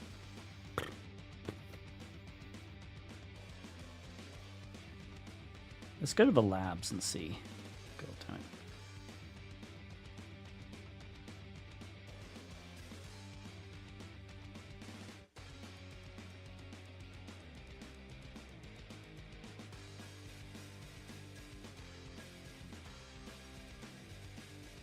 Sounds like we're clogged in the server's memory. Not really, because the memory will get cleared the next time it receives a request.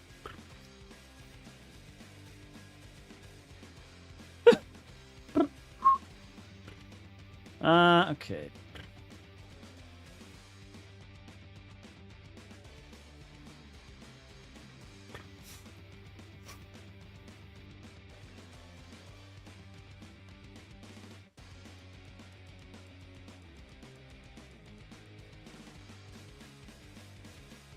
Okay.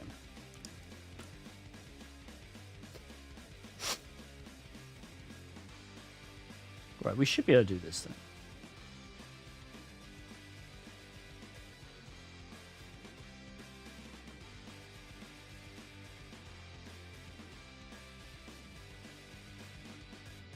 If you keep the socket open and do multiple requests, you're going to smuggle your own requests.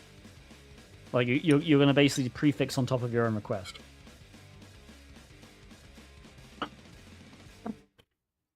Okay. So let's browse to this site.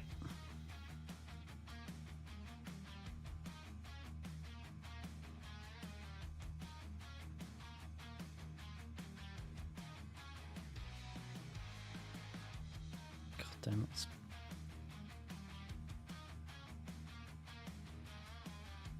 You'd think a new VM would behave a little bit better than this. Okay.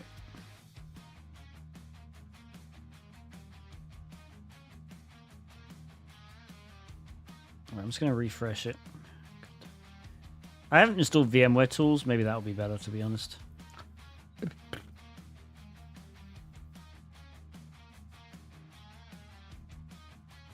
Because it is. Are you seeing how laggy this is being? Look at my cursor's going all over the place.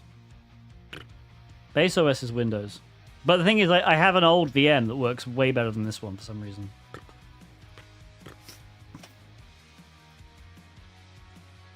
Okay.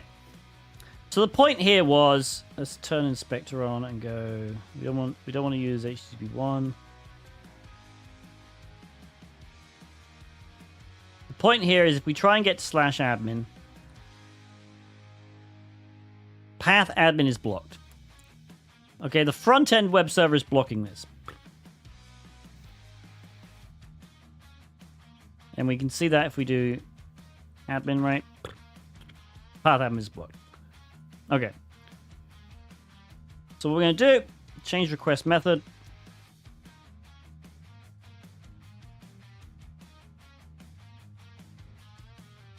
Just going to get rid of some of these sec headers because I don't like them. Okay, so let's just try x equals y. Cool. So, what we're going to do is we're going to send another request over here. I'm actually going to just send a GET request. And all we're going to send is a GET request to /, okay? We're going to get it to render. Okay, so we're going to do request smuggling. So what do we want to do? We want to smuggle. So we're going to basically, this is going to be our attacker, and this is going to be our victim. But in this case, we're basically going to poison ourselves. We're going to smuggle a request onto our own victim's request because we want to access the admin functionality that's being blocked. It's not being blocked by the backend server, but we can smuggle a request on here, okay? And the request that we want to smuggle, let's do that first. We want to smuggle get/admin HTTP 1.1, okay? So if we think about it, we got to think in terms of this request. If we just smuggle this prefix, right? I am honestly confused why it's so laggy. If we just do that, that's not going to work, right? Because look at this crap. Yeah?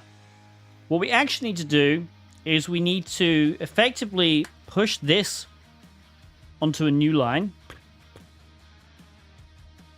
And then, because this isn't a valid header, we need to actually set a header value.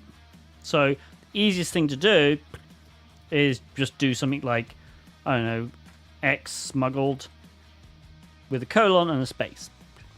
Okay? And then this is technically a valid request. So what we'll do is we'll copy that back here. Oops. Okay. So this is what we want to smuggle. Right? So what we need to do now, we need to go down here, we need to have a 0. Because that's going to be the 0 chunk. What we want to do is read how many bytes are in this first chunk here. And this chunk has, we go over here, 2-1. So it has 33 in decimal, but 2-1 in hex. So I go here and I type 2-1. Whoops. Yeah, like that. Okay. This isn't RDP. This is a VM. I'm literally in VMware. Where it'll be fine. I'll figure it out. Okay. So the content length is going to update as soon as I click send. That's fine. We want it to. But we also want to send the transfer encoding chunked. Okay. And we also probably just want to do text plain. Doesn't really matter, but anyway. So what this should do, the initial web server, right, is going to send all of this information through to the back end. Does content length always have to be the last header? No. I'm actually just thinking. I just want to check something. Have I done this right? No, I'm worried. I haven't done request smuggling so long. I just want to make sure I haven't fucked up something. Oh, come on. I think that's right.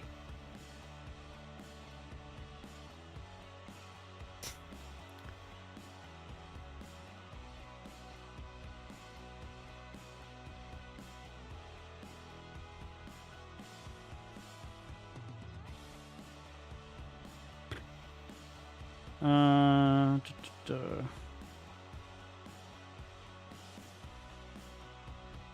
no, my bad. The 0 needs to be, yeah, sorry, the 0 needs to be here. I think.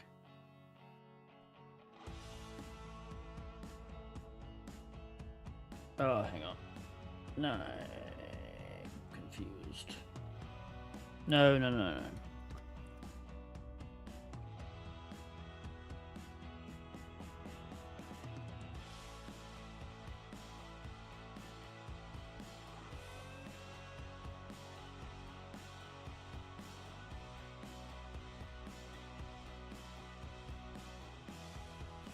No, just no, instead of 21. Right, yeah.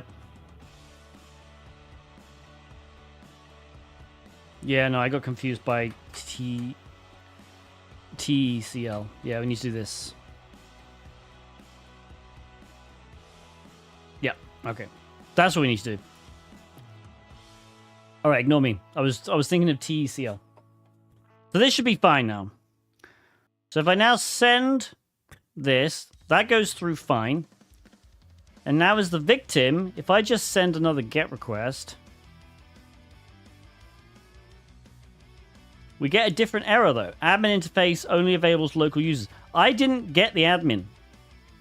Right? I did a GET to /, but I smuggled this, right, onto my request. So even though I sent a GET /, what actually got executed by the web server was a GET to /admin.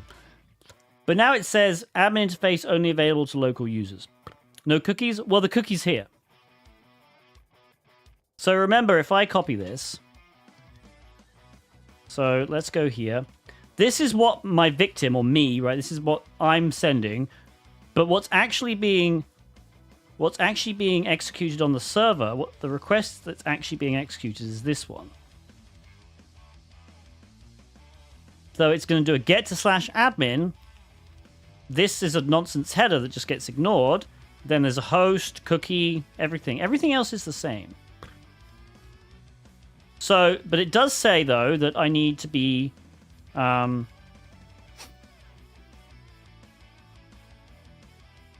available to local users. Well, what do we think that means? That probably means we want to use X forwarded for, right?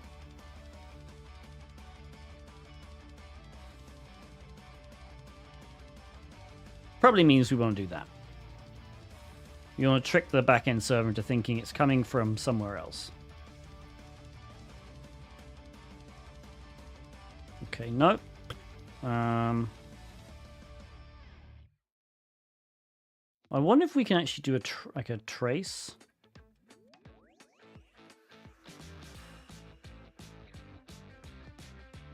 Oh, I'm so annoyed at this right now.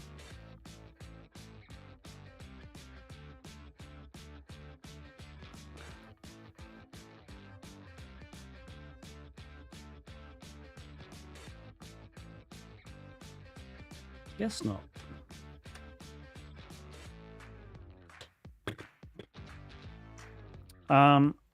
I maybe do a host.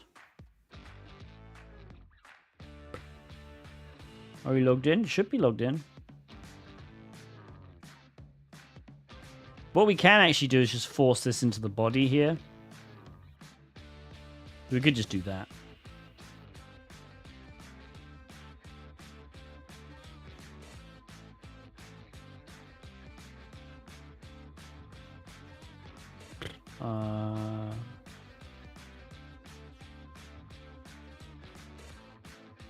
That didn't work.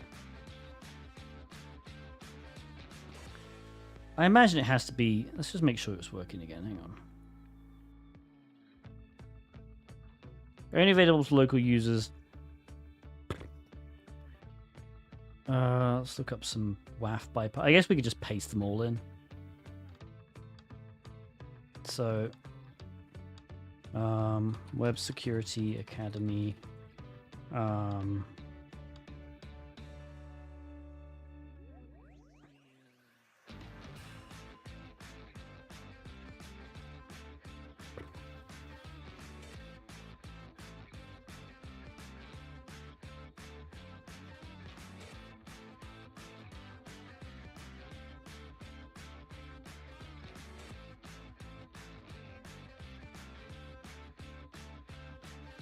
I mean, X44 is the usual one.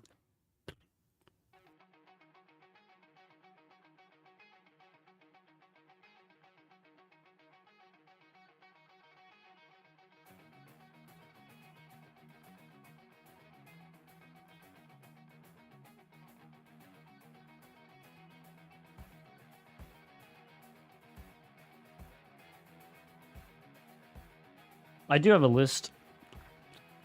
It's just not on my well, I'd have to open it. X44, X real IP we could use. I'm confused why this just isn't simply working. I thought this would just almost simply work, but I guess not. We could try localhost, I guess. X real IP 127.0.0.1 should work.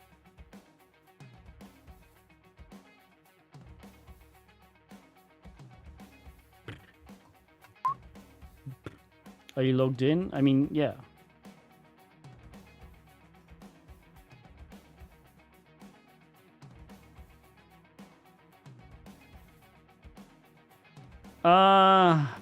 Okay, can I just use... I'm just going to use... trying to see if traces is available here. Not found. Track. Not found. What do they want me to freaking do here?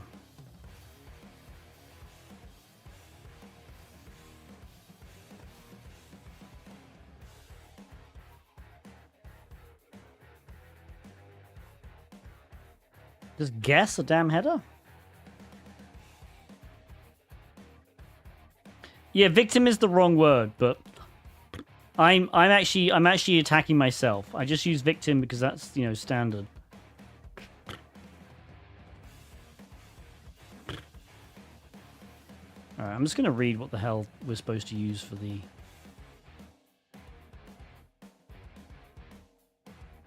Because we've done it. We are smuggling. This is so slow.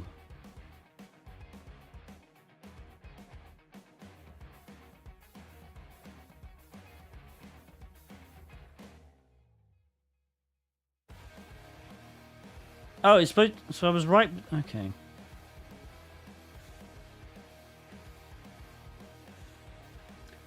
So apparently localhost was right.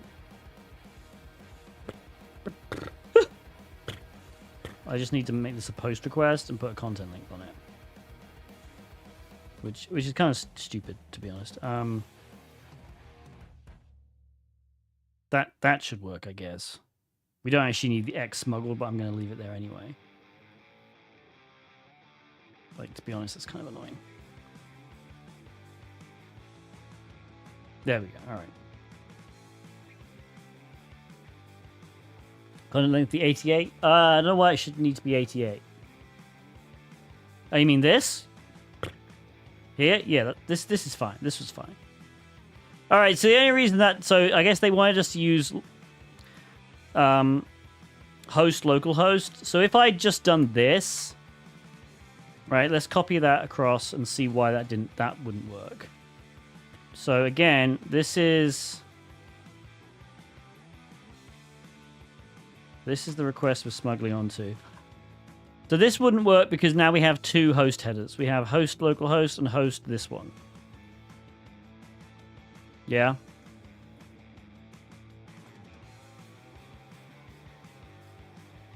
Right. And so the issue is now we need to basically invalidate this host header. The only way of really doing that is to effectively push this down even further.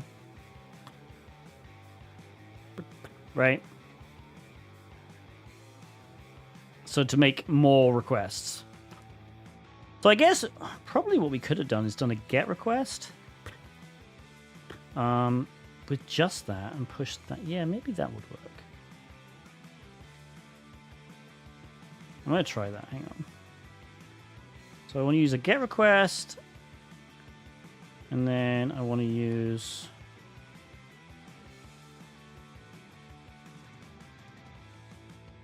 And then that.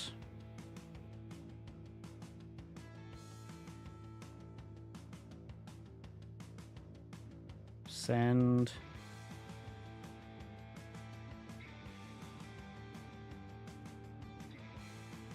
Why doesn't that work? Maybe do connection close?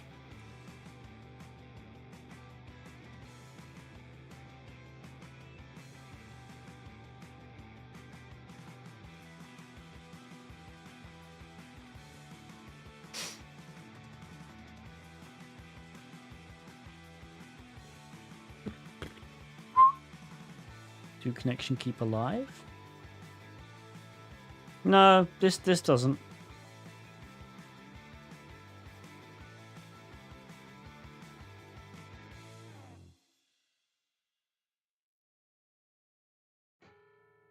Interesting.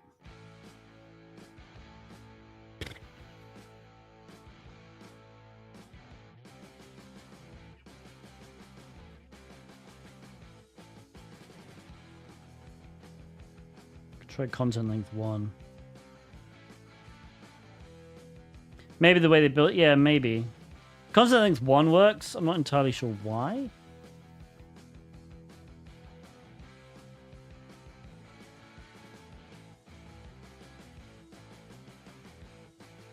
Oh well. There we go.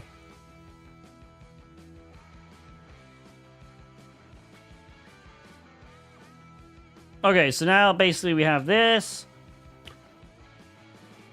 Second content length causes the second request to be invalid, so it just gets ignored. I don't think so, but maybe. They want us to delete Carlos, so we basically have to go. Luckily, these are all just GET requests, so we can just go there, and we can paste it here. Send. Send. There we go. And then hopefully that should have actually... I'll go back. Solve the lab. And if we revisit this... God damn. The mouse moving every time is really starting to get annoying. Send. Render. And then Carlos should be deleted now. There we go.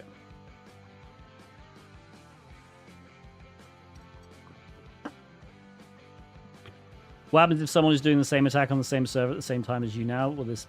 Yes, exactly. So this is one of the issues with request smuggling. If you're trying to exploit it in a way that is going to affect... if you're trying to exploit yourself, like I'm doing here, it's very difficult to do on a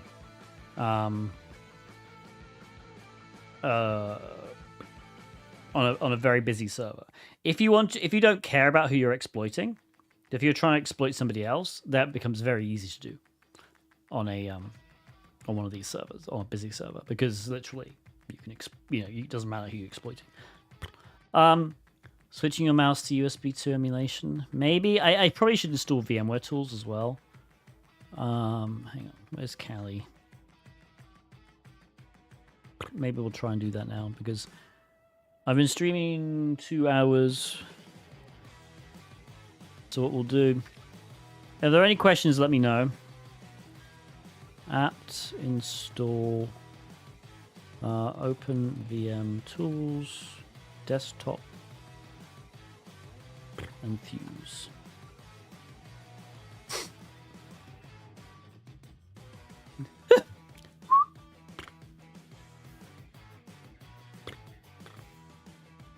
All right.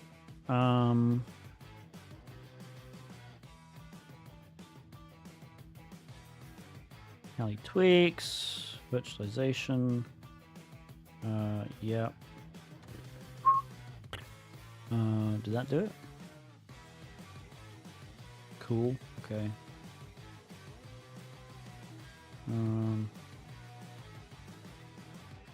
Okay, mount shared folders are there.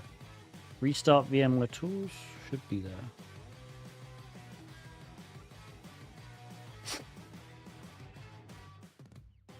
Maybe that will work a bit better. No, it did nothing. I may have just restarted the VM. Because I don't remember how I did this before.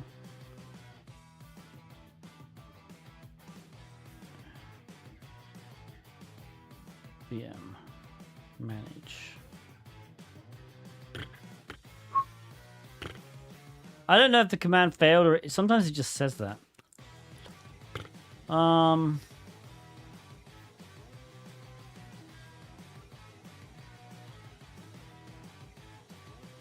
Yeah, I don't know.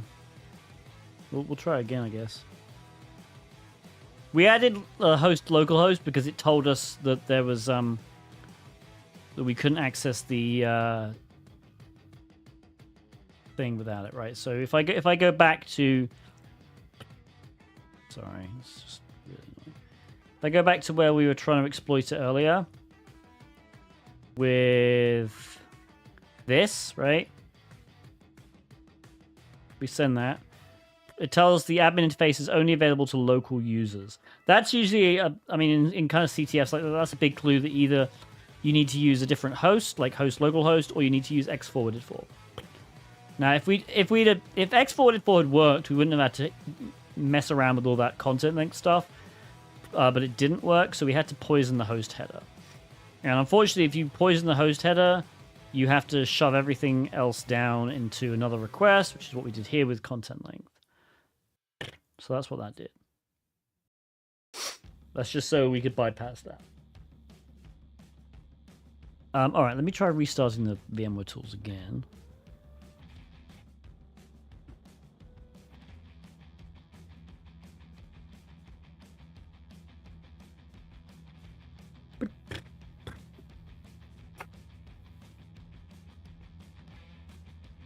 You see, it does say that it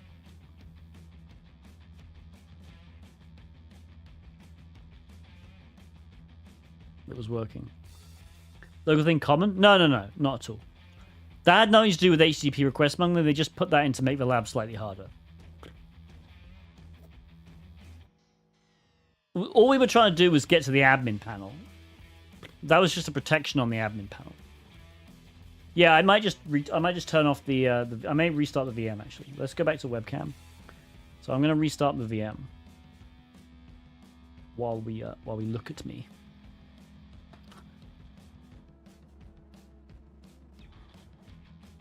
Because again, I literally just built this VM the other day.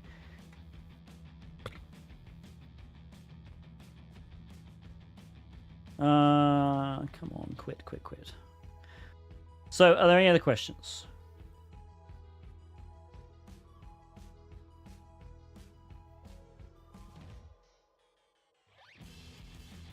Yeah, I don't know exactly what happened. Okay, interesting.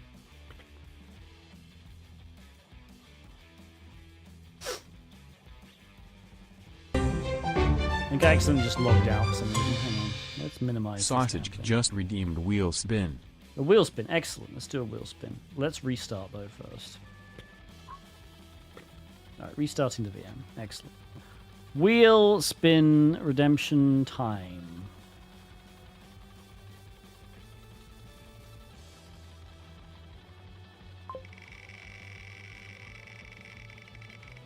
So, wheel spin redemption from Sausage K.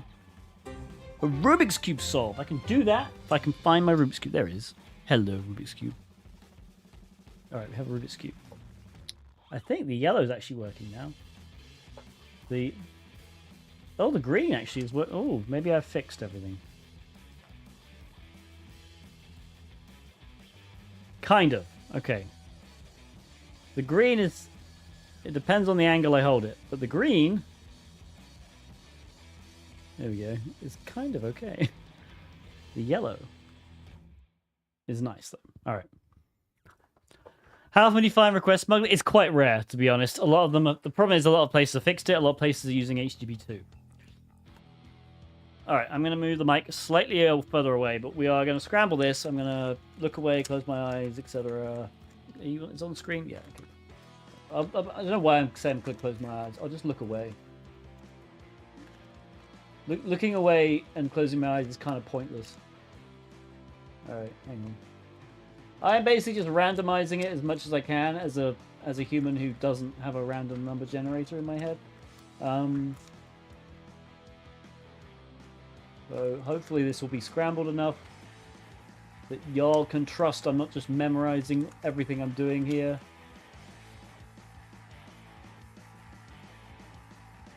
Is that scrambled enough for everybody? I mean, yeah, there's oh look, that's solved. All right, let's solve this damn thing.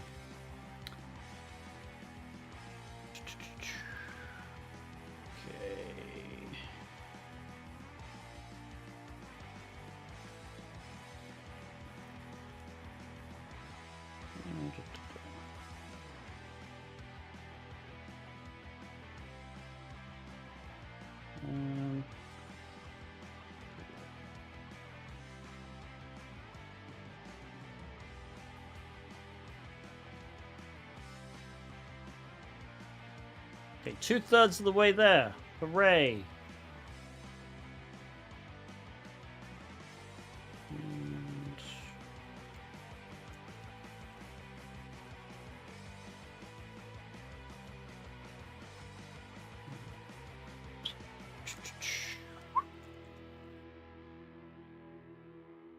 And we are solved.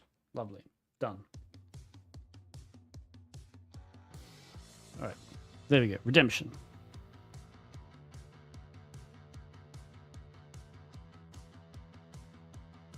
Wait. What happened? Why is there a... Go refresh my page. Hang on. Mark is complete. Excellent. We've done it. Squared away. Thank you, DJ Chateau. Welcome as well. How long have you been there? Alright, let's see if the VM is working slightly better now. Oh, it beeped. That's one thing.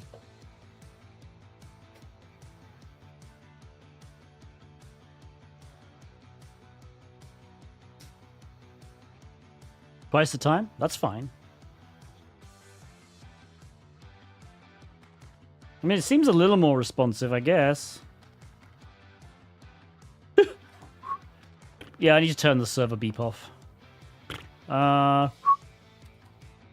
Oops, sweet.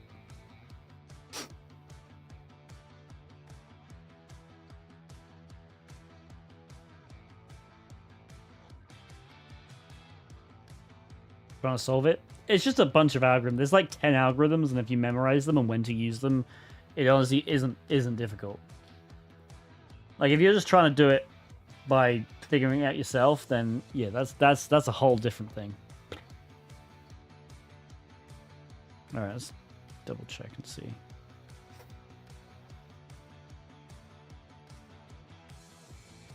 Sample.com. Oh, that's way more. That seems way more responsive to me. Oh, yes. All right, restarting worked, I guess. Finished an interview for a threat analysis position? Well, I hope you get it, man. Okay, this worked. My goodness. New subscription received. Archangel Dispensing Neo gratitude. gifting 10 Gratitude dispensed. tier 1 subs to the community. Total of 35 in the channel. Thank you so much. Rippets. These are gifted to Rippets. Cosimo in Exile. Sorry. Quick Chaos. Daystar Zero. Extremely big. Extremely big. Scorbutico. Nuban.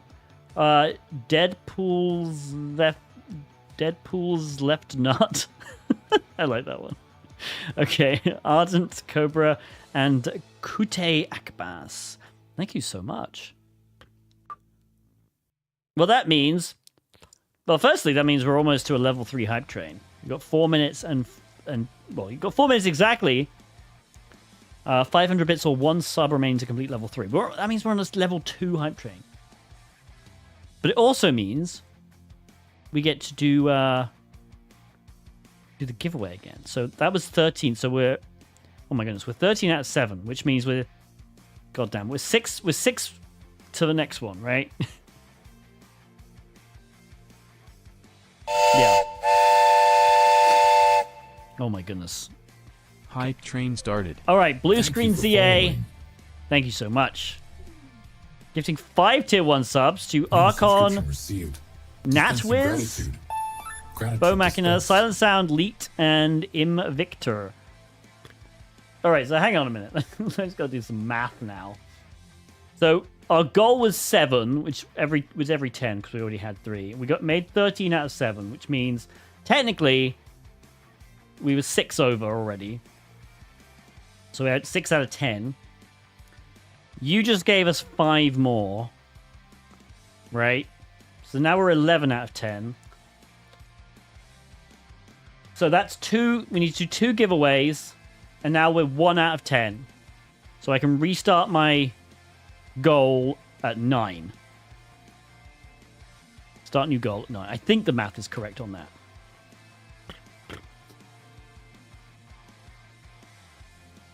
Thank you so much. You're very generous. So we've got 2 giveaways to do now. That's a great way to end the stream. 2 giveaways to do. Courtesy of Archangel Neo got us to the first one, and then Blue Screen ZA got us to the second one. What we hacking? We're about to do 2 giveaways because we had a massive sub influx. All right, where's the damn marble game? There's marbles. All right, race menu. 2 giveaways. Holy crap. Again, so here you go. If you're watching on YouTube, if you're watching on LinkedIn, if you're watching on X or Twitter, or whatever you want to call it, and you want to participate in these giveaways, these are only for Twitch, unfortunately. That's just how the giveaways work these days. But you can get yourself over to Twitch, twitch.tv/0xTiberius. Okay? 0xTiberius, very specific. And then you can just get in the chat for the first one. If you can get in the chat for the first one, great. If not, get in the chat for the second one. Exclamation point play as soon as it appears on screen in the level. Don't type it too early. All right. Let's do a random map with a pretty decent time. That seems fine. So don't type it yet. Don't type it yet. Oh, fix it. Fix it. Too early. Now you can type it. Exclamation point play. See? Fix it. Did it wrong. Fix it. Didn't wait for me to say. Exclamation point play in Twitch chat. And you get 60 seconds from now. 60 seconds to get into Twitch chat and type. And even if you miss that, even if you're slower than 60 seconds, we have another one to do. So go create yourself an account on Twitch if you haven't got an account on Twitch. Thank you for following. Give me a follow like that beautiful person just did. I don't know who that was actually.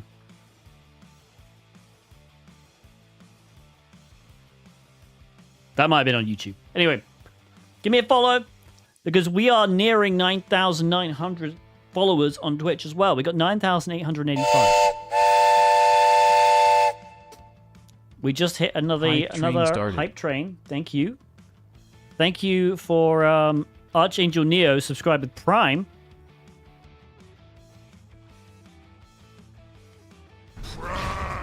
Level 4 hype train. I think level 4 is the highest we've got. Super appreciate you all. All right. The question we do need to answer, though, is who is going to be the first to find the hole? Here is the hole. Very important to find the hole. Many people will find it, but who will be first? Thank you for following. Who is going to be the first to find the hole? Round and round they go. Tiny Warrior looks good. Thank you for following. Sausage K, thank you for the follows. Excellent. This is what it's all about. Let's get us to 9,900. Tiny Warrior did indeed find the hole first. Closely followed by Sausage K. Sausage K getting a bit of a boost there. Brown Hounds as well. Brown Hounds taking the lead in this race. Sausage K and Tiny Warrior, though, very close behind. White Cyberduck and Orion the Oreo. Here we go. What have you missed? You've missed the start of an amazing marble race. But we're going to do another one. We've got 2 giveaways to do. The winner of this marble race will get a 1-month voucher to either try Hack Me, Pentester Labs, or Hack the Box. And then we'll do another one. Sausage K currently in the lead. Had to go shop. Well, if you get back for the next one. Oh, Sausage K not looking good right now. Orion has now taken the lead. Anyone got 5k channel voice to ban the word hole? Wow. Someone doesn't like the way we do marble races. Okay, actually, I don't know. It might be JRM3 Cyber. I honestly don't know who's closest. This track splits. Is it Germ Cyber? Germ Cyber. I probably should, probably know how things are pronounced, especially with LeetSpeak. I do literally have LeetSpeak in my goddamn username. Germ Cyber is indeed gonna win. Unfortunately, didn't beat the world record. Was only 5 seconds behind the world record. Amazing. Exit_ just redeemed word ban. Hole. All right. You know what I'll do? I'll wait until we start the marble race to ban. You have no idea what you've unleashed now, though. Exit. All right, Germ Cyber, what do you want? Do you want a Hack the Box, Try Hack Me, or Pen Tester Labs?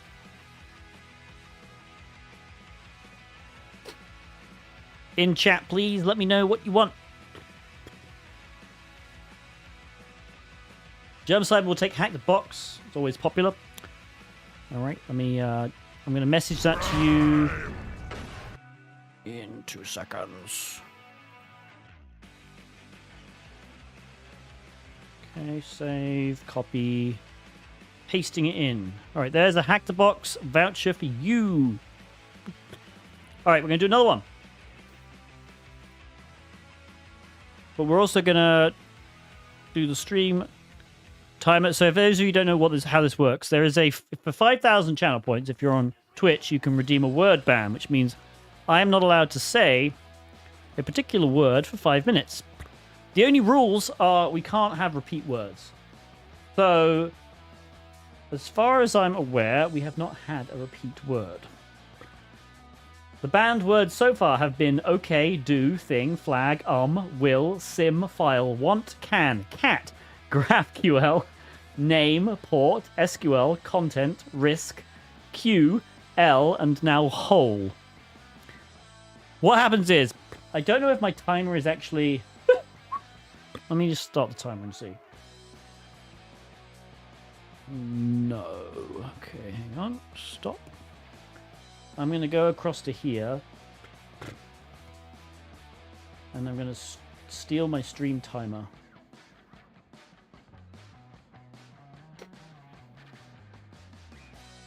Wait, what? Hang on. Oh, it's because it's off the screen. There's the stream timer. Okay, we're going to put it here for now. Alright, I will stop. Okay, so the banned word is whole. If I say the banned word while the timer is displaying on the stream, that means we do another giveaway. Alright, so I'm going to start right now. We're going to find a map. Do a community map. Sure, this one.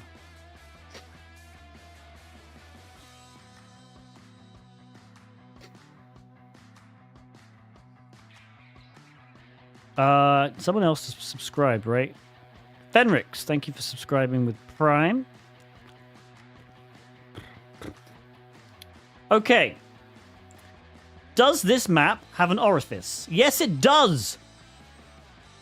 So as you all... I told you it was going to be worse. As you all know, we ask one question on these marble races. Who is going to be the first to find the orifice? Who is going to be the first to find the orifice? Here is the orifice. There's only one. Maybe there are others. There may be more orifices. Let's see. Let's see who's going to be the first to find the orifice. Join and start. Exclamation point play in Twitch. You brought this on, Exit. You banned the word, and now the word is orifice. Exclamation point play. You have 47 seconds to type that in Twitch chat. Stop the time. We made a mistake. I mean, yeah. All right. For the next 3 minutes and 30 seconds, I'm just going to say the word orifice. Right, here we go. 27 seconds, exclamation point play. This is for a giveaway for another voucher. Honestly, there might be a few orifices on this. We'll see. Maybe. What I do know is there's definitely an orifice right here. And who is going to be the first to find that orifice? Yeah, is it orifices or orifici? All right, down the Plinko machine they go. Who's going to be the first to find the orifice? It's Fixit. Fixit42, world-renowned at finding orifices, I have heard. Fixit42, very, very quick. You brought this on yourselves. Everyone was like, oh, let's ban the H word so he can't say it. And then I, immediately thought, oh, I can just say orifice instead. This is your own fault, chat. Fixit42 and Redacted are tied for first. White Cyberduck is going to... quite a few people are going to die. Okay, they've split. They've decided they didn't like being tied for first. They're going to go different directions. What word is banned? It's spelled H-O-L-E.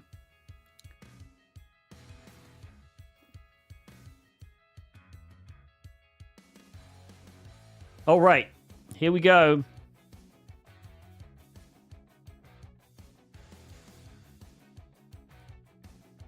Beardy Chris is now in the lead. Ooh, gonna lose a bit of speed bumping into that. Ronin 1N just redeemed word ban. Orifice. Yeah, unfortunately, I mean, that word can't get banned yet. We've still got a word ban. I can just go back to the other banned word. That's the thing. You guys did not think this through. I'm perfectly happy not saying orifice. All right, I don't know who's... I don't give a shit about your opinion. I honestly don't know who's in the lead right now. This is going to come down to the wire.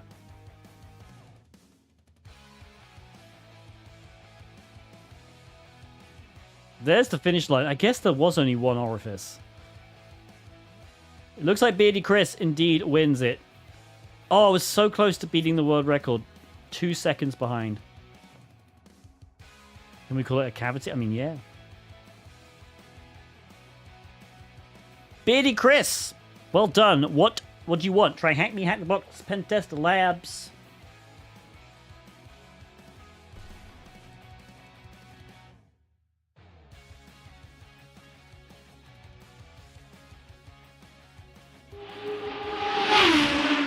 Hack the Box. Everyone loves Hack the Box. This is why I have so many Hack the Box vouchers. Level 3 just redeemed Marble Race. My goodness, you guys are insane. Stream is never going to end. All right, I'm just going to paste you in here, save, whisper it to you, and then sneeze. Or maybe not. Nope, I sneezed. All right, where's the tissue? There we go. Back Orifice? Yeah. Fun fact, I know the guy who wrote Back Orifice, and I also used to work for him.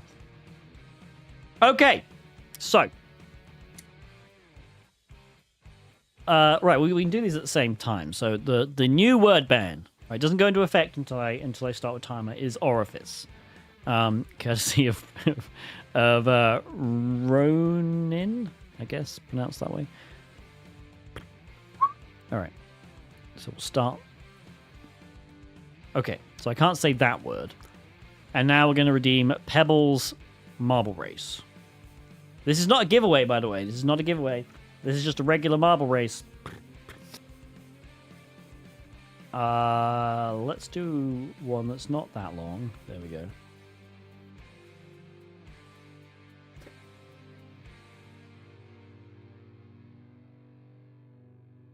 Okay.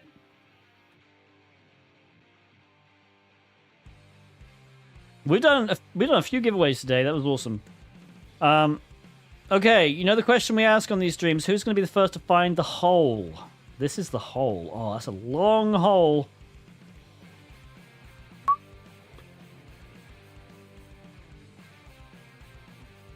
Exclamation point play in Twitch chat if you want to play. You have 60 seconds to go to Twitch, type exclamation point play. Not a giveaway, but still fun. However, it can turn into a giveaway, so you should always play in these marble races if you can. Because if I win, it becomes a giveaway. If one of my mods wins, it becomes a giveaway. We'll re-race for the giveaway. If one of you beats the world record, which is 1 minute 54, or a stream record, which we don't have on this map, then you instantly get a voucher, even if it wasn't a giveaway. All right, so anything could happen. There are so many random rules that we just make up to do giveaways. All right. And as White Cyberduck, if he's still in chat, will attest. Those rules, if triggered, will just keep doubling. So at one point, I had to give White Cyberduck. I say had to. At one point, I gave White Cyberduck like 8 months worth of freaking vouchers because basically it doubled 3 times. We turned a 1 month into a 2 month into a 4, and a 4 month into an 8. Like, stuff just kept happening.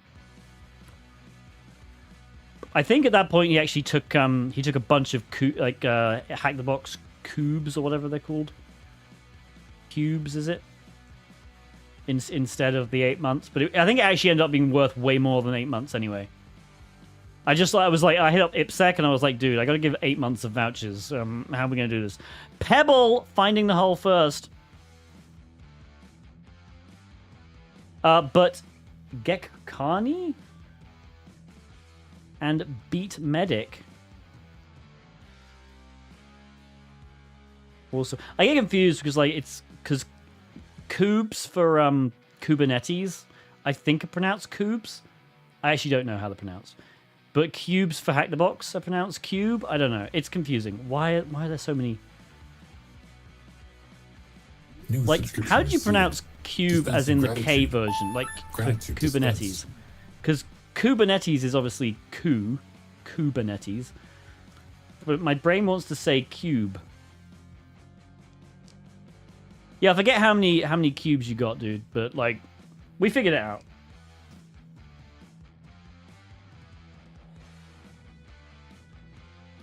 These have a rule that the user adds their own rule. What, if they get a world record? Maybe.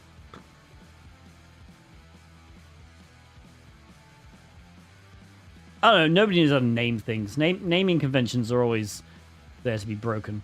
Alright, Gekarani123 is looking pretty good right now.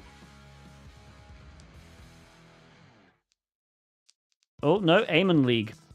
Aemon League. This is a really interestingly decorated map. Aemon League indeed does win. However, 12 seconds behind the world record. So no giveaway this time. New subscription received. Dispensing gratitude. Gratitude. Wait, dispensed. what? Hang on. Orifice Mage? Was Orifice Mage always in chat? Oh, damn, I just said his name. Oh, you bastard. Oh, you genius. Oh, you absolute genius. Oh, my God. That was goddamn... Okay. Whoever did that... Yeah, no, that wasn't a 200 IQ play. That was a freaking 300 IQ play. Damn. All right. I had to look across the screen to see the countdown. It was still on 30 seconds. Holy crap. I am impressed. Did you rename your freaking account or did you create one? I really want to know. I was like, wait, who is it? Who is Orifice Mage? Oh, that's genius. Man. Did you give you gifted to Orifice Mage and Orifice? Are they actually even people in chat, or did you just search for Twitch users who had the name Orifice in them? Because that's goddamn brilliant. I want to know what you... I assume that's what you did, Blue Screen. I really want to know. Did you just search for users on Twitch who had Orifice in their name? You searched. Freaking genius. You know what? For that, I'm giving you a voucher. What do you want? We'll do a giveaway. But you're getting a voucher, because that was goddamn brilliant. Hack the box, try hack me, Pentest Labs for blue screen for sure. Like this, I don't care. That was just absolute 300 IQ play. All right, we're doing a giveaway.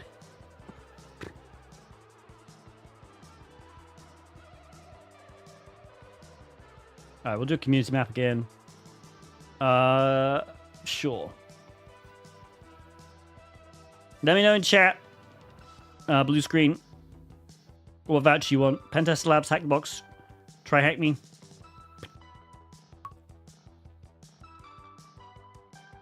Exclamation point play. Pentester Labs. You got it, my friend. All right, hang on. Let me make sure I got a copy of your username. Whisper. Pentester Labs. Boom. Okay, this should be working. There. Perfect. Done. All right, exclamation point play. This is for a giveaway. This is for a giveaway because I said the word orifice. Absolute mega Chad right there. Exclamation point play in Twitch chat. God, we're just ending this with countless freaking marble races. I love it.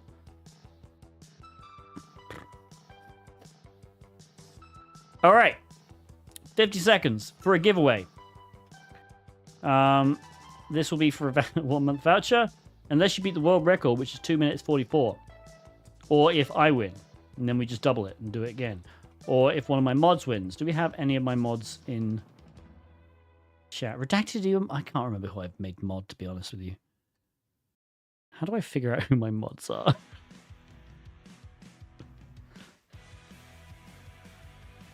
No, redacted's VIP. That's what that means. Okay. Okay, I actually have quite a few mods that I've just forgotten about.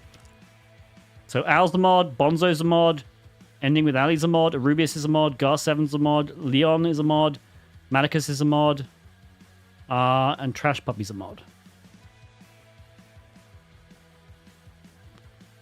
Yeah, they're green sword, but like in the game, they appear differently. So I think blue means subscriber, I think. And then pink is VIP. So Redacted's a VIP of the channel. I think mods appear green, but I wasn't sure because I don't see anyone. All right. B7H30 is in the lead. Was there a hole that I missed? Oh, there was. God damn it. We'll never know. We'll never know, chat, who was the first to the hole because I was distracted trying to remember who my mods were. Thankfully, my mods have a very easy job, and you can tell that because hardly any of them are here. Like, we honestly don't need many mods on this stream. I just make a lot of my friends mods. I should probably just make more mods who are actually like people who watch my stream a lot. But the thing is, you don't have anything to do. We so rarely get any kind of like spam or crap.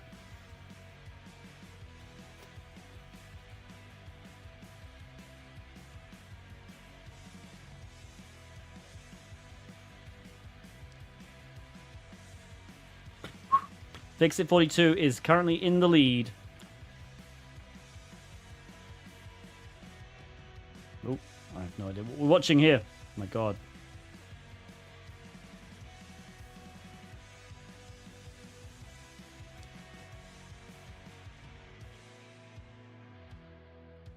My camera work is terrible. I have no idea. Oh my goodness.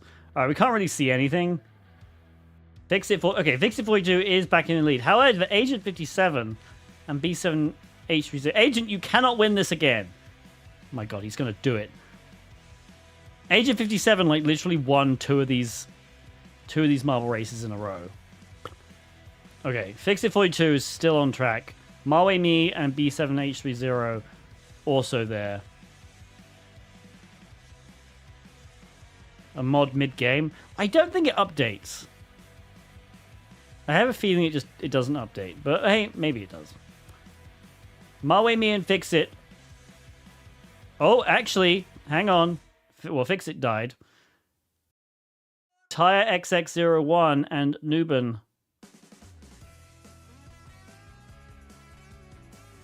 I don't think anyone's going to beat the world record, unfortunately. No.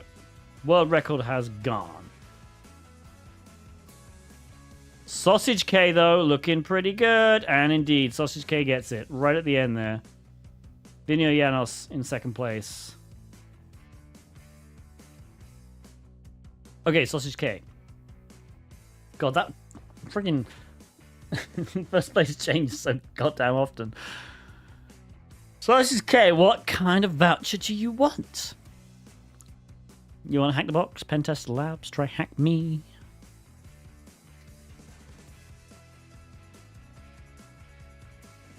Hack box, good choice.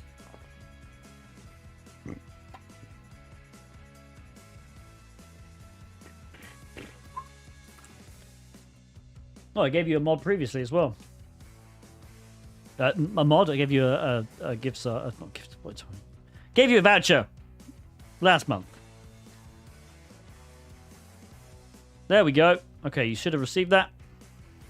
Hopefully put to good use. Okay. This has been a chaotic stream. Love it. Absolutely love it. All right. How often do you think about the Roman Empire? Shush. My name is Tiberius. I think about it a lot. Okay. Let's find somebody to raid. Okay. I see one person on the website. Are they actually streaming? They've been streaming for 16 minutes doing a live hacking Q&A stream. Okay. I think we're gonna raid security forward then. Raid the army. Yeah, we're gonna raid security forward. Or security FWD. I assume it means forward. Anyway, what's our stream what's our raid message gonna be?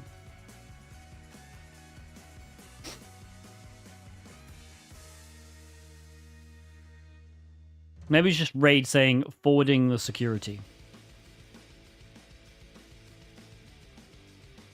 Oh, it's happy really? Okay, we're gonna do happy birthday. We're gonna do happy birthday as the raid message. I don't know if there's an in joke there, but we're gonna raid saying happy birthday. All right, hang on a minute. Let me put the stream ending up. All right, I'm going to start the raid off so we can queue everybody in. If you're not on Twitch, then you can go to twitch.tv/securityfwd, all one word. Okay, on the screen are some of my socials. Please follow me on Twitter or X, whatever you want to call it. Discord, join the Discord server, subscribe to the YouTube channel, and of course, give me a follow on Twitch. We're almost at 10,000 followers on Twitch. We'll have a big party when that happens. I don't know what we'll do, but we'll play some games probably. Anyway, we're going to raid security forward in a bit. Please type happy birthday in all caps with 3 exclamation points. 3, goddammit. All right. And then, yeah. Awesome. Otherwise, I will see you probably on Monday. I imagine it'll be Monday. But yeah.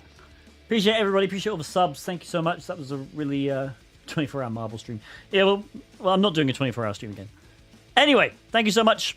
And I'll see you again soon. But for now, let's raid security forward. Security FWD. Happy birthday. 3 exclamation points. All caps. Yes. And now.